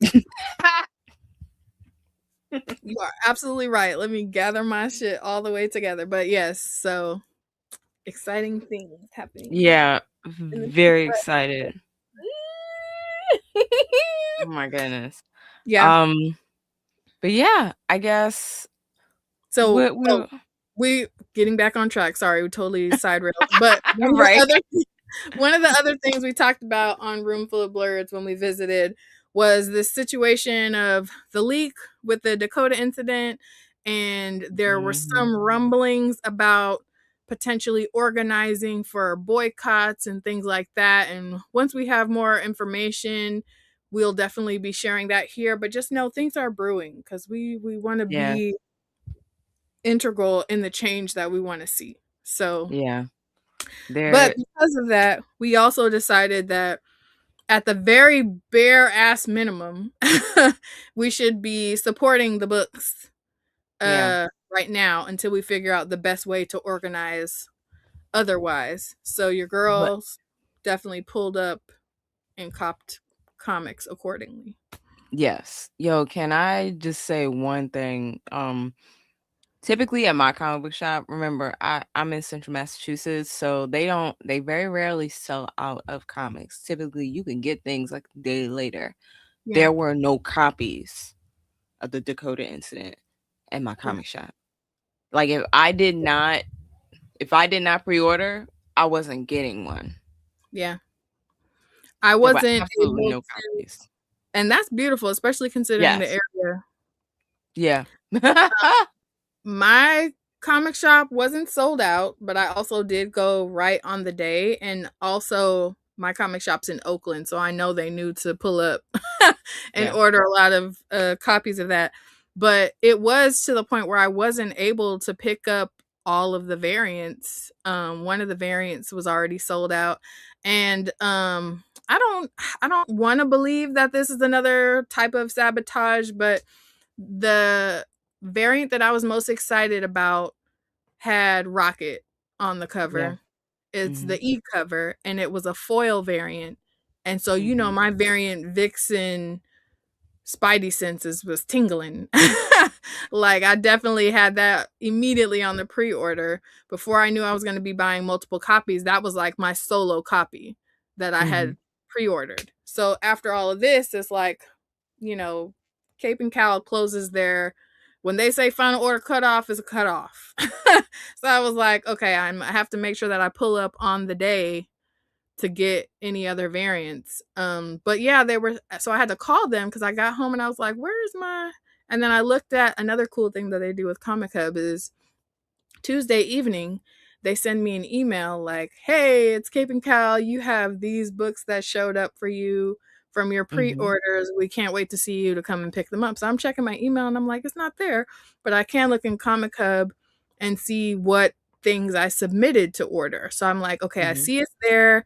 Usually when that happens, it's because there was a delay or something. So I called them and they were like, yeah, it's showing up like it's not going to arrive until next week. So they're thinking maybe there was like an issue with the foil cover or something, because that has happened before where like there was a print issue. So they had to like nix the copies they had and redo them.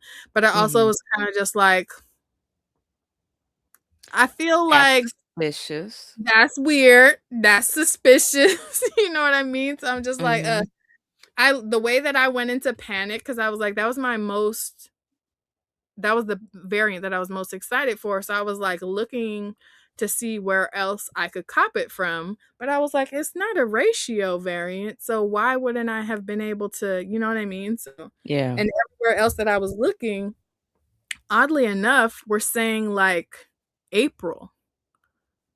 And Mm. then when I looked closer, I was like, oh, all of them are actually saying April. Like when I'm looking in my variant vixen, doing my variant vixen thug thizzle, trying to find out what all variants there are, I usually Mhm. check League of Comic Geeks first. Yes. And because they show like all of the Yeah. variants, usually unless there's like some shop exclusives or something like that, and then you have to like go on the hunt. So I was checking Mhm. there to make sure I wasn't tripping, and all of them said April dates. So I'm like, what type of fuckery is Why? this? Yeah. Why Why did is it they April? say April 2026 dates? So I What don't kind of know, and it wasn't just there, because when I looked at it again in Comic Hub and pulled them up, it also said April 2026 as the release date. So I'm like, what's going Mm. on?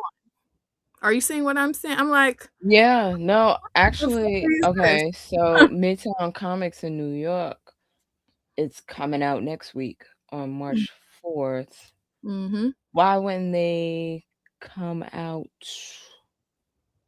Are you talking about just for the e-cover?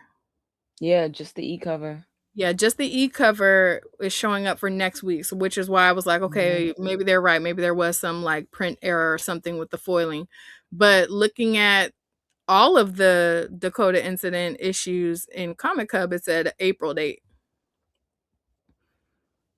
And I want to say it said that on League of Comic Geeks too. So I'm just like, what are we talking about? What y'all doing over there? Yes, Mm-mm. LT, doing my variant Vixen Thug Thizzle. That's what I be doing. Like, yeah, I don't think y'all understand. When we have our Pink Riot meetings, if Keisha's like, oh yeah, this variant, I'm like, immediately my antennas perk up, my elf ears start twitching, like, let me go find that immediately. Because there's something Wow. in the back of my brain that goes, you gotta get that. You gotta have that. You gotta find that. It immediately turns into a challenge. So yes, I'll be doing that. Like when we were Mm. trying to find all the variants for the new Bitterroot, the Yeah, wait yeah. was You were pressed on a hunt. for like a That week. and that first Absolute Green Lantern. You were like, Yes. "Oh, we And can." that con exclusive Storm issue So, 1 ratio. yeah. Yep. Oh It man. I it it gets bad and ridiculous. Y'all. No, it's all for collecting, so Yeah. it's fine. But I do worry about how many. mistakes and slip ups have happened with the Dakota incident. Yeah. Um, it is very concerning seeing that there's a lot of speculation around it, and maybe DC's intention is to bring down the value of certain characters in Milestone and whatnot. I I don't know a whole lot about it. I'm gonna be honest, but I am above everything. I am very concerned, and it's making me go, you know what? Maybe it is time to divest. Maybe this is time that we really look at how we can help indie comics, self-published comics, get on a distribution, something so we can get more of them in more accessible spaces, you Yeah. know? Yeah. Um, it really has me thinking about that because I feel like what we're asking for, what we want, because of the times that we're living in, I'm kind of done wanting to ask, the powers that be for space and acceptance. It's it's draining. Yeah, it is a little disheartening. I wouldn't say that I'm done, but I feel like that's usually the difference in our dispositions. I tend to have a different approach to some things about it, but it is What I'm it is very much disheartening though.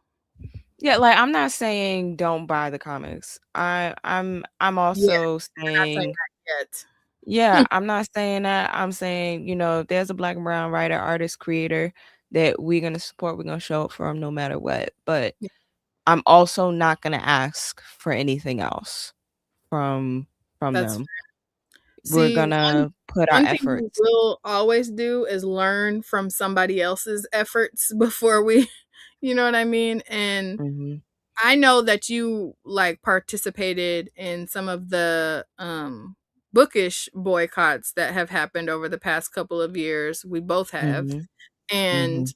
we've seen the timing and the effort and the organization that it took to make Yes.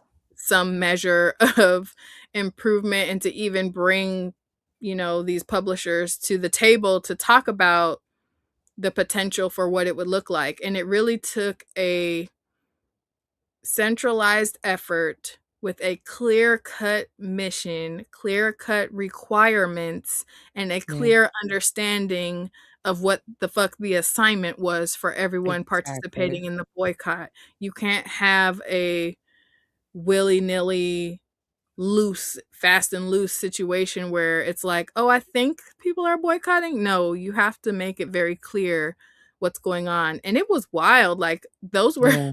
those were wild times. And I remember getting like um getting arcs or getting arc boxes, and it's wild because they really pulled out the stops, and I was getting a lot more stuff.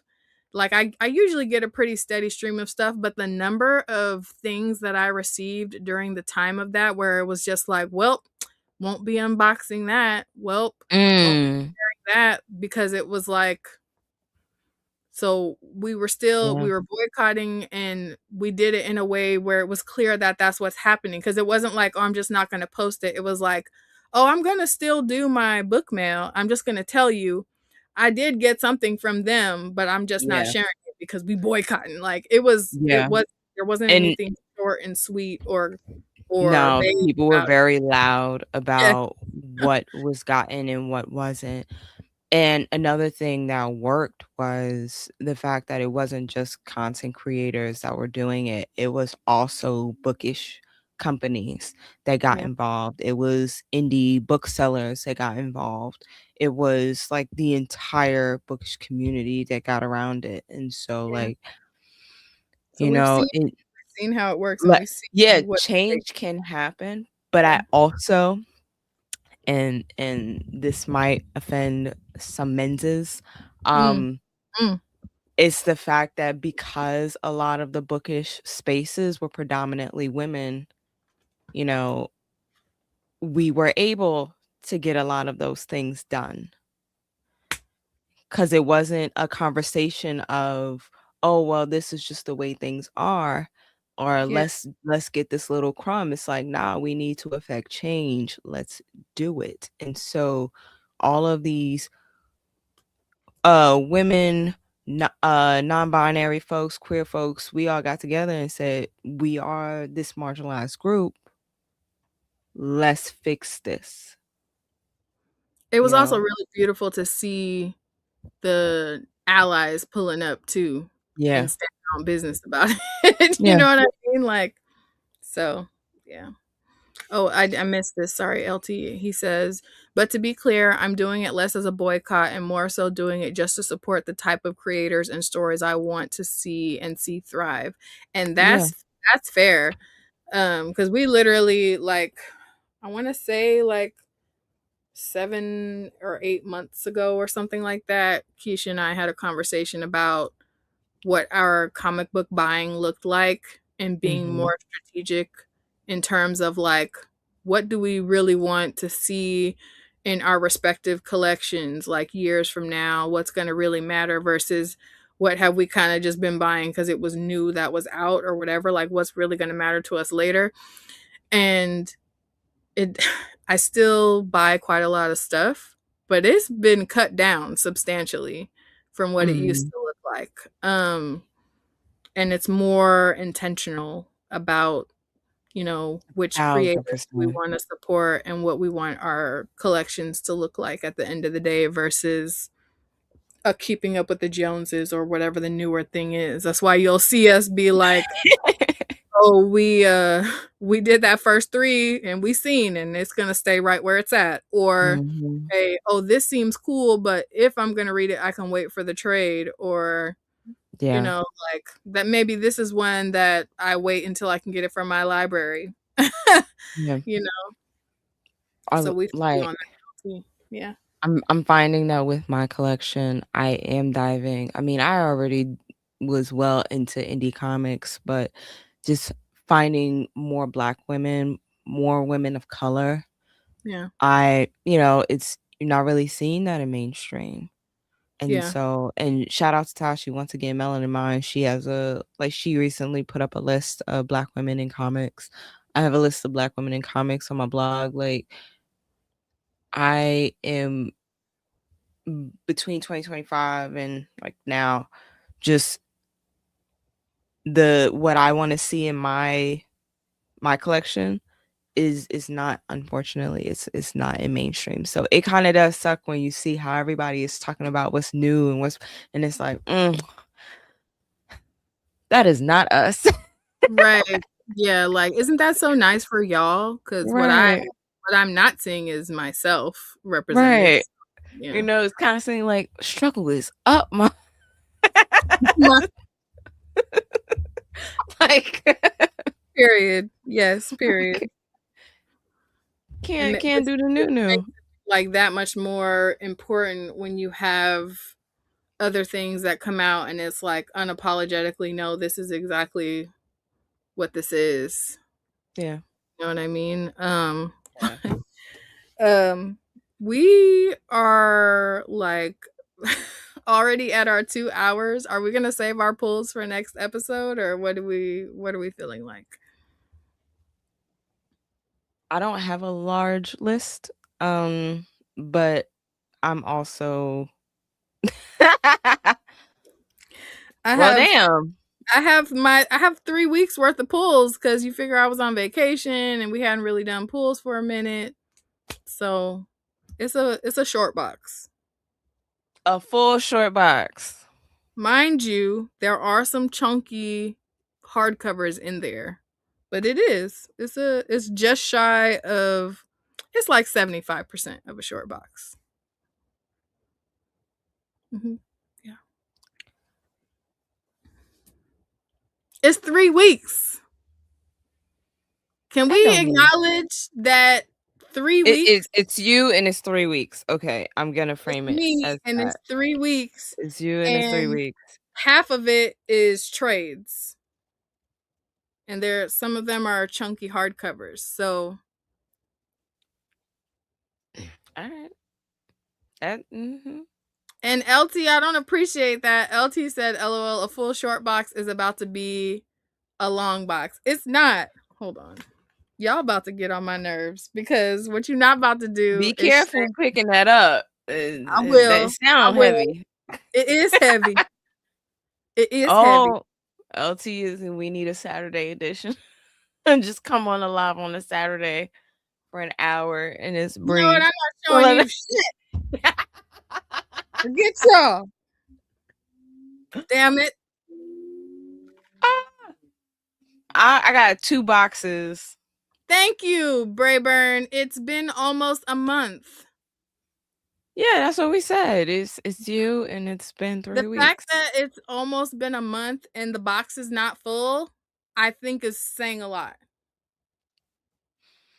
Compared to how it was before, yeah. Right. Yeah. Y'all could celebrate a bitch's win sometimes. Y'all ain't gotta be like that all the time. You know what I'm saying? Like, we're working on ourselves. Y'all could just be like, you know what? Bitch, you doing a good job. That is progress. But nah, y'all gotta be like, nuck, nuck, nuck. It's actually a long box. You glow, Glen Coco. Thank you. That's all I'm asking for. Yeah. Y'all got me knocking over my lights and shit. Oh, everybody says they want to see it. All right. I told you I took a nap. I'm just so are we doing this or not? Y'all vote in the chat. Are we going through them or are we gonna save it? Or do you want to just see the box? Because we are at 2 hours. Is it the same box? The same strawberry. What's the colors? Pink That's lemonade. on the pink lemonade. Yes. It's literally holding up my light. Give me a second. I will just show the box and we don't have a guest next week, do we? I believe we had a tentative one. Okay. But there is a lot of people that are sensitive, so yeah, that's fair. You know. Okay. See? All right. See all that space at the top? There's only space because you turned them sideways. Because I respect that. Some of those books are too wide to go in there in the normal way. And but I love that for you. Right. And I love it. Quite a lot of trades.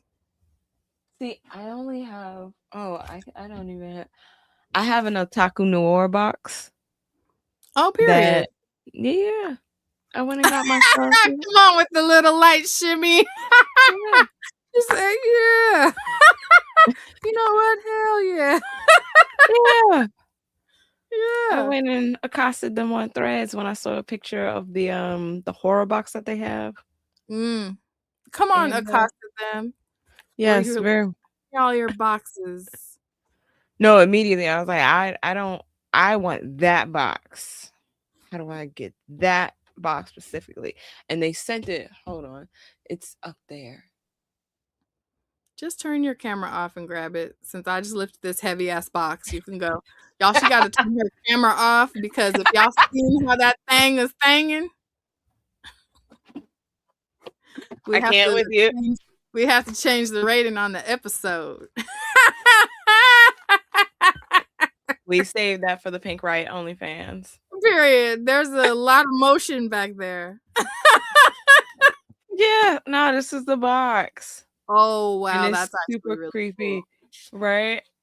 And then hold on, just with the teeth. That is nuts. Yeah, it looks like it could come to life and bite your fingers off. That's nuts. Yes, I saw this and I was like, oh, I need this. As creepy as this is, I really needed it. And it came with a comic by Gigi Murakami and a book with Sylvester Barley, I believe. The Camp Lanier book. Which Gigi book? Oh, don't make me I literally lie. was just on her site and I was like, I'm gonna put all the things that I want to get. Why was my cart like $120? I was like, okay, bitch, we gotta edit. It's her horror anthology. Okay. I forget what it's called, but it's her horror anthology comic, and so it has a bunch of it has artwork in it, it has short stories, a couple of things. Is it like The an otaku noir exclusive version of it, or is the regular one? I think it's the regular one Okay. because even the Camp Lanier book that I have, um, that's the regular copy as well, and it was only $35 for the whole thing, and it came with a bunch of Good. artwork and stickers and Oh all of wow, that. wow, what a bargain. Yeah, there's Yeah, no way. There's no way you were gonna get all of that for $35. That's cool. exactly, But it's sold exactly. out, right? I couldn't tell you. Just go harass They have them. other boxes though that are equally Yeah, as yeah. cool. Sure. Yeah. Yeah, because they also did Virtuous Con. So if you Mm. got a mystery box from Virtuous Con, it came from Otaku Noir. I got the one from 2023 that I still love looking at. It is absolutely fantastic. So yeah. Wait, can I show y'all something that's also not a book, but is also supporting a Black-owned business since we're doing this? Yes. Okay, are you ready? I have been obsessed with this ever hmm since she released the sketches. I don't want to mispronounce the name, but the brand is called Leinani. Okay. Look at my chopper bag. Oh, that's adorable. That is It's all adorable. gangsted out. And look at it's like puffer jacket material. Yeah. So it's all hella soft. And it's like the perfect length to just hold it under my like shoulder. And it's got hmm so many pockets because it's got this main zipper one. There's a small zipper one on the inside. There's a small zipper one on the back with the brand name. And then there's two big separate zipper pockets on each side. Ooh. So like all of my stuff and things fit comfortably in it. And you guys, I wore this to pick up my comics on Wednesday, and I Nice. got so many compliments from different people. I was telling Keisha we are going to have to order more business cards for Pink Riot because I literally gave out some of my last business cards just from people complimenting my chopper bag. Because I'm like, if you know who that is, then you probably like nerd shit. And if you like nerd shit, then you need to check out the show. So I literally like was passing out, went to Cape and Cow, and then I left and went to my taco spot because that's what I'll be doing on Wednesdays when I go to get my comics. I'm like, hmm you know who deserves a little treat? Me. And I go get Yeah, fish food and tacos. comics is it. Oh, this Food is is this it. is for work. Hmm. Period. That's my Period. story, and I'm sticking to it. Mhm. But I'd be like, Mhm. it's really like not, but I'd be like, you know what would make this the best day ever? Tacos and ice cream. Mm. That's literally me every Wednesday. Comics, tacos, and ice cream. Brayburn can attest to this. Brayburn came through. This is another thing y'all know. If you know me and you pull up in the Bay Area and don't let me know, we got beef.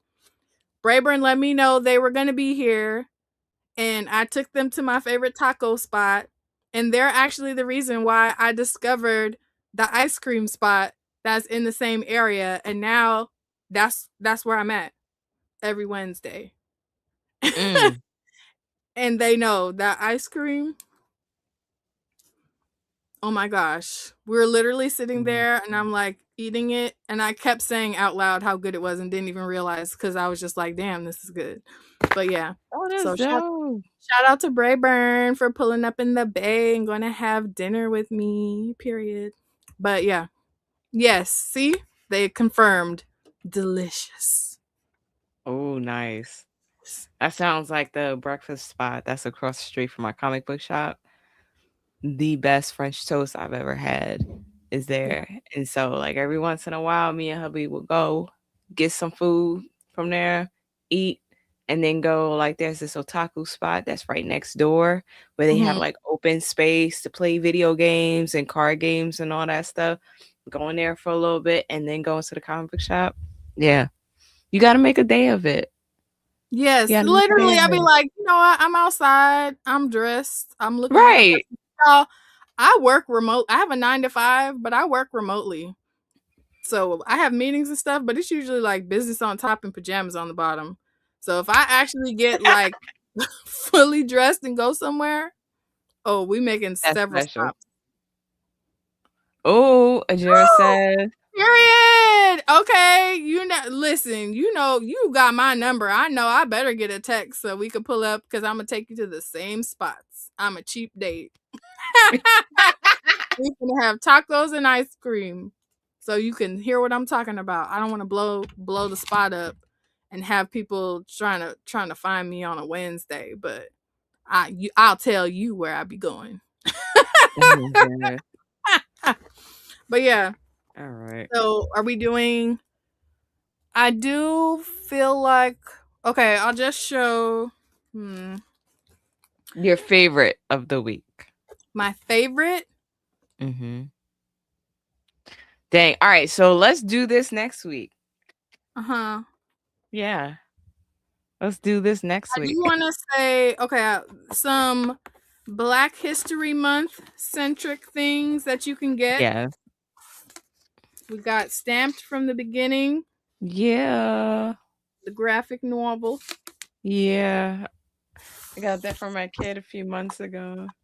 And shout out to Angelique Roche for the first Freedom, the story of Opal Lee and Juneteenth. You know, I'm Yes. a hardcover hoe, so I had to get the hardcover. I got paperback, but yeah. I like That was the cover I was talking about. No, I thought on Comic Hub it showed up like that cover you got, and I like your cover Yeah. better, but I wanted a hardcover, so this is what we got. That's fair. But yes, shout out to Angelique Roche. What else in here? Okay, we Oh. got March Yeah. cover compendium. Yeah. What else? What is that one? I got The Last Session by Jasmine Walls. This is Period. fantastic if you love D&D. This is about a queer BIPOC group that is doing their last session of their campaign together after like years. And Yes. it There's is like, an is that amazing volume cute 1 or one. 2? This is volume 1. I have Okay. to get volume 2 because I'm truly obsessed with this story. I really, really Yes. like it. And it's Very by cute. Mav Cave, YA imprint Maverick. So Period. yeah. And then we also got the Black Panther Party. Oh yeah. So everything else I will save for next week. I just wanted to share those because we like, you know, we celebrate Black stories all the time, but it is finna. This is our last episode in February, so might as well.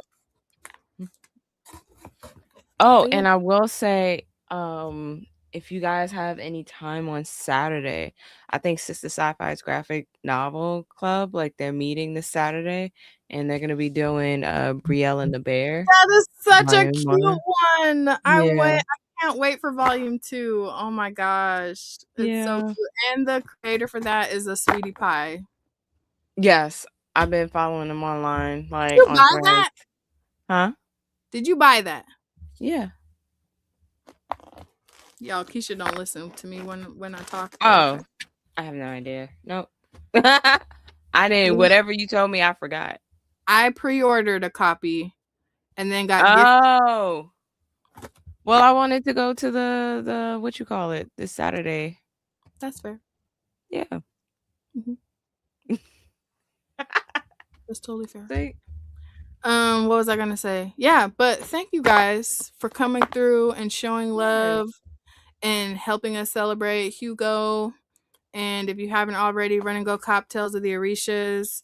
We really appreciate y'all coming through and bringing your energy and personality. It literally makes us so happy, and we love that our Riot fam, our Riot community, is such a distinguished and colorful and joyful array of beautiful humans. We were literally just talking about this the other day. Like, we're growing. Oh, somebody else said in the chat, Shout out to us for breaking 300 subscribers. We couldn't have On done that without YouTube. y'all. Like, Yep. 300 on YouTube, 700 on Instagram, 400 on Threads. Eh, we worldwide all over town. yeah, we come on, all over town. Yes, child. But we're growing, and we know that we owe that to y'all with your word of mouth and sharing our content and all those types of things. We literally couldn't do it without you. So we really appreciate it. If you haven't already, like, share, follow, comment, subscribe on Pink Riot Comic Show on all US platforms. If you heard what we were talking about the sneak peeks and the insights on what we do and what we talk about, run on over to our linktree and check out our Patreon. Shout out to all of our current Patreon supporters. We love you down. We literally do a happy dance every time we add a new one of you to this list. It makes us so happy that you care enough about what we're doing to even want to be included.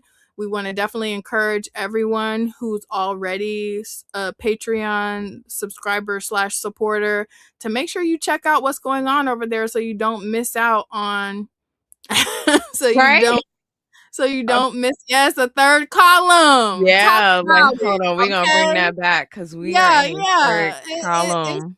It's real big out here, not the small one. You feel me? I was so proud of us, like having to like reformat it and everything. I was like, Yes. oh, Like, oh, ooh. oh, look at us. Ooh. Period. But yes, if you are already subscribed and you haven't been over there lately, make sure you go check it out because we would love to get you guys' input and votes on what our Riot review title is going to be, what our topic of the week is going to be, all those things. We want you guys to be involved in it, but we can't do that if you guys aren't like active over there or checking out when there's notifications. So yeah, just Or take a peek. voting for, March's Riot Review, please, y'all. Yes. The poll is up. It Yes. closes on March 1st. Please Yes. go vote. Head on Okay? over there and vote. And if you aren't already subscribed to our Patreon, we definitely have a free tier. So pull up and bring the vibes.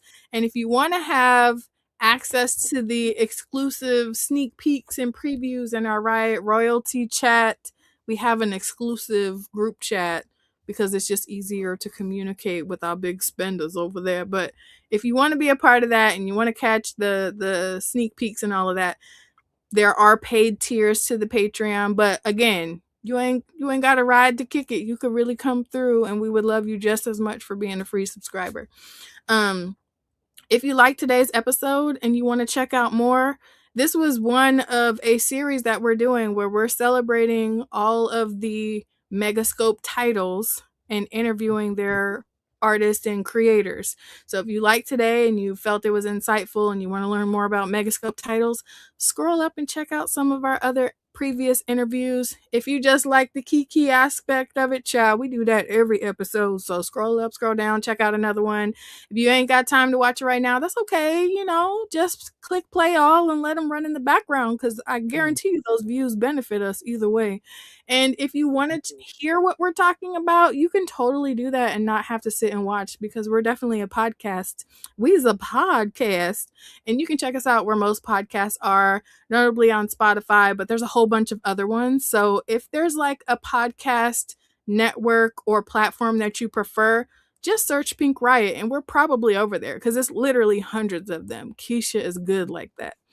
And if you enjoyed the live experience, being able to contribute to the show itself, just know that we are right here at the same damn place at the same damn time every single week. And we don't take weeks off because we love you and we love what we do. And we'll see y'all next week. Bye. Later. I definitely found more.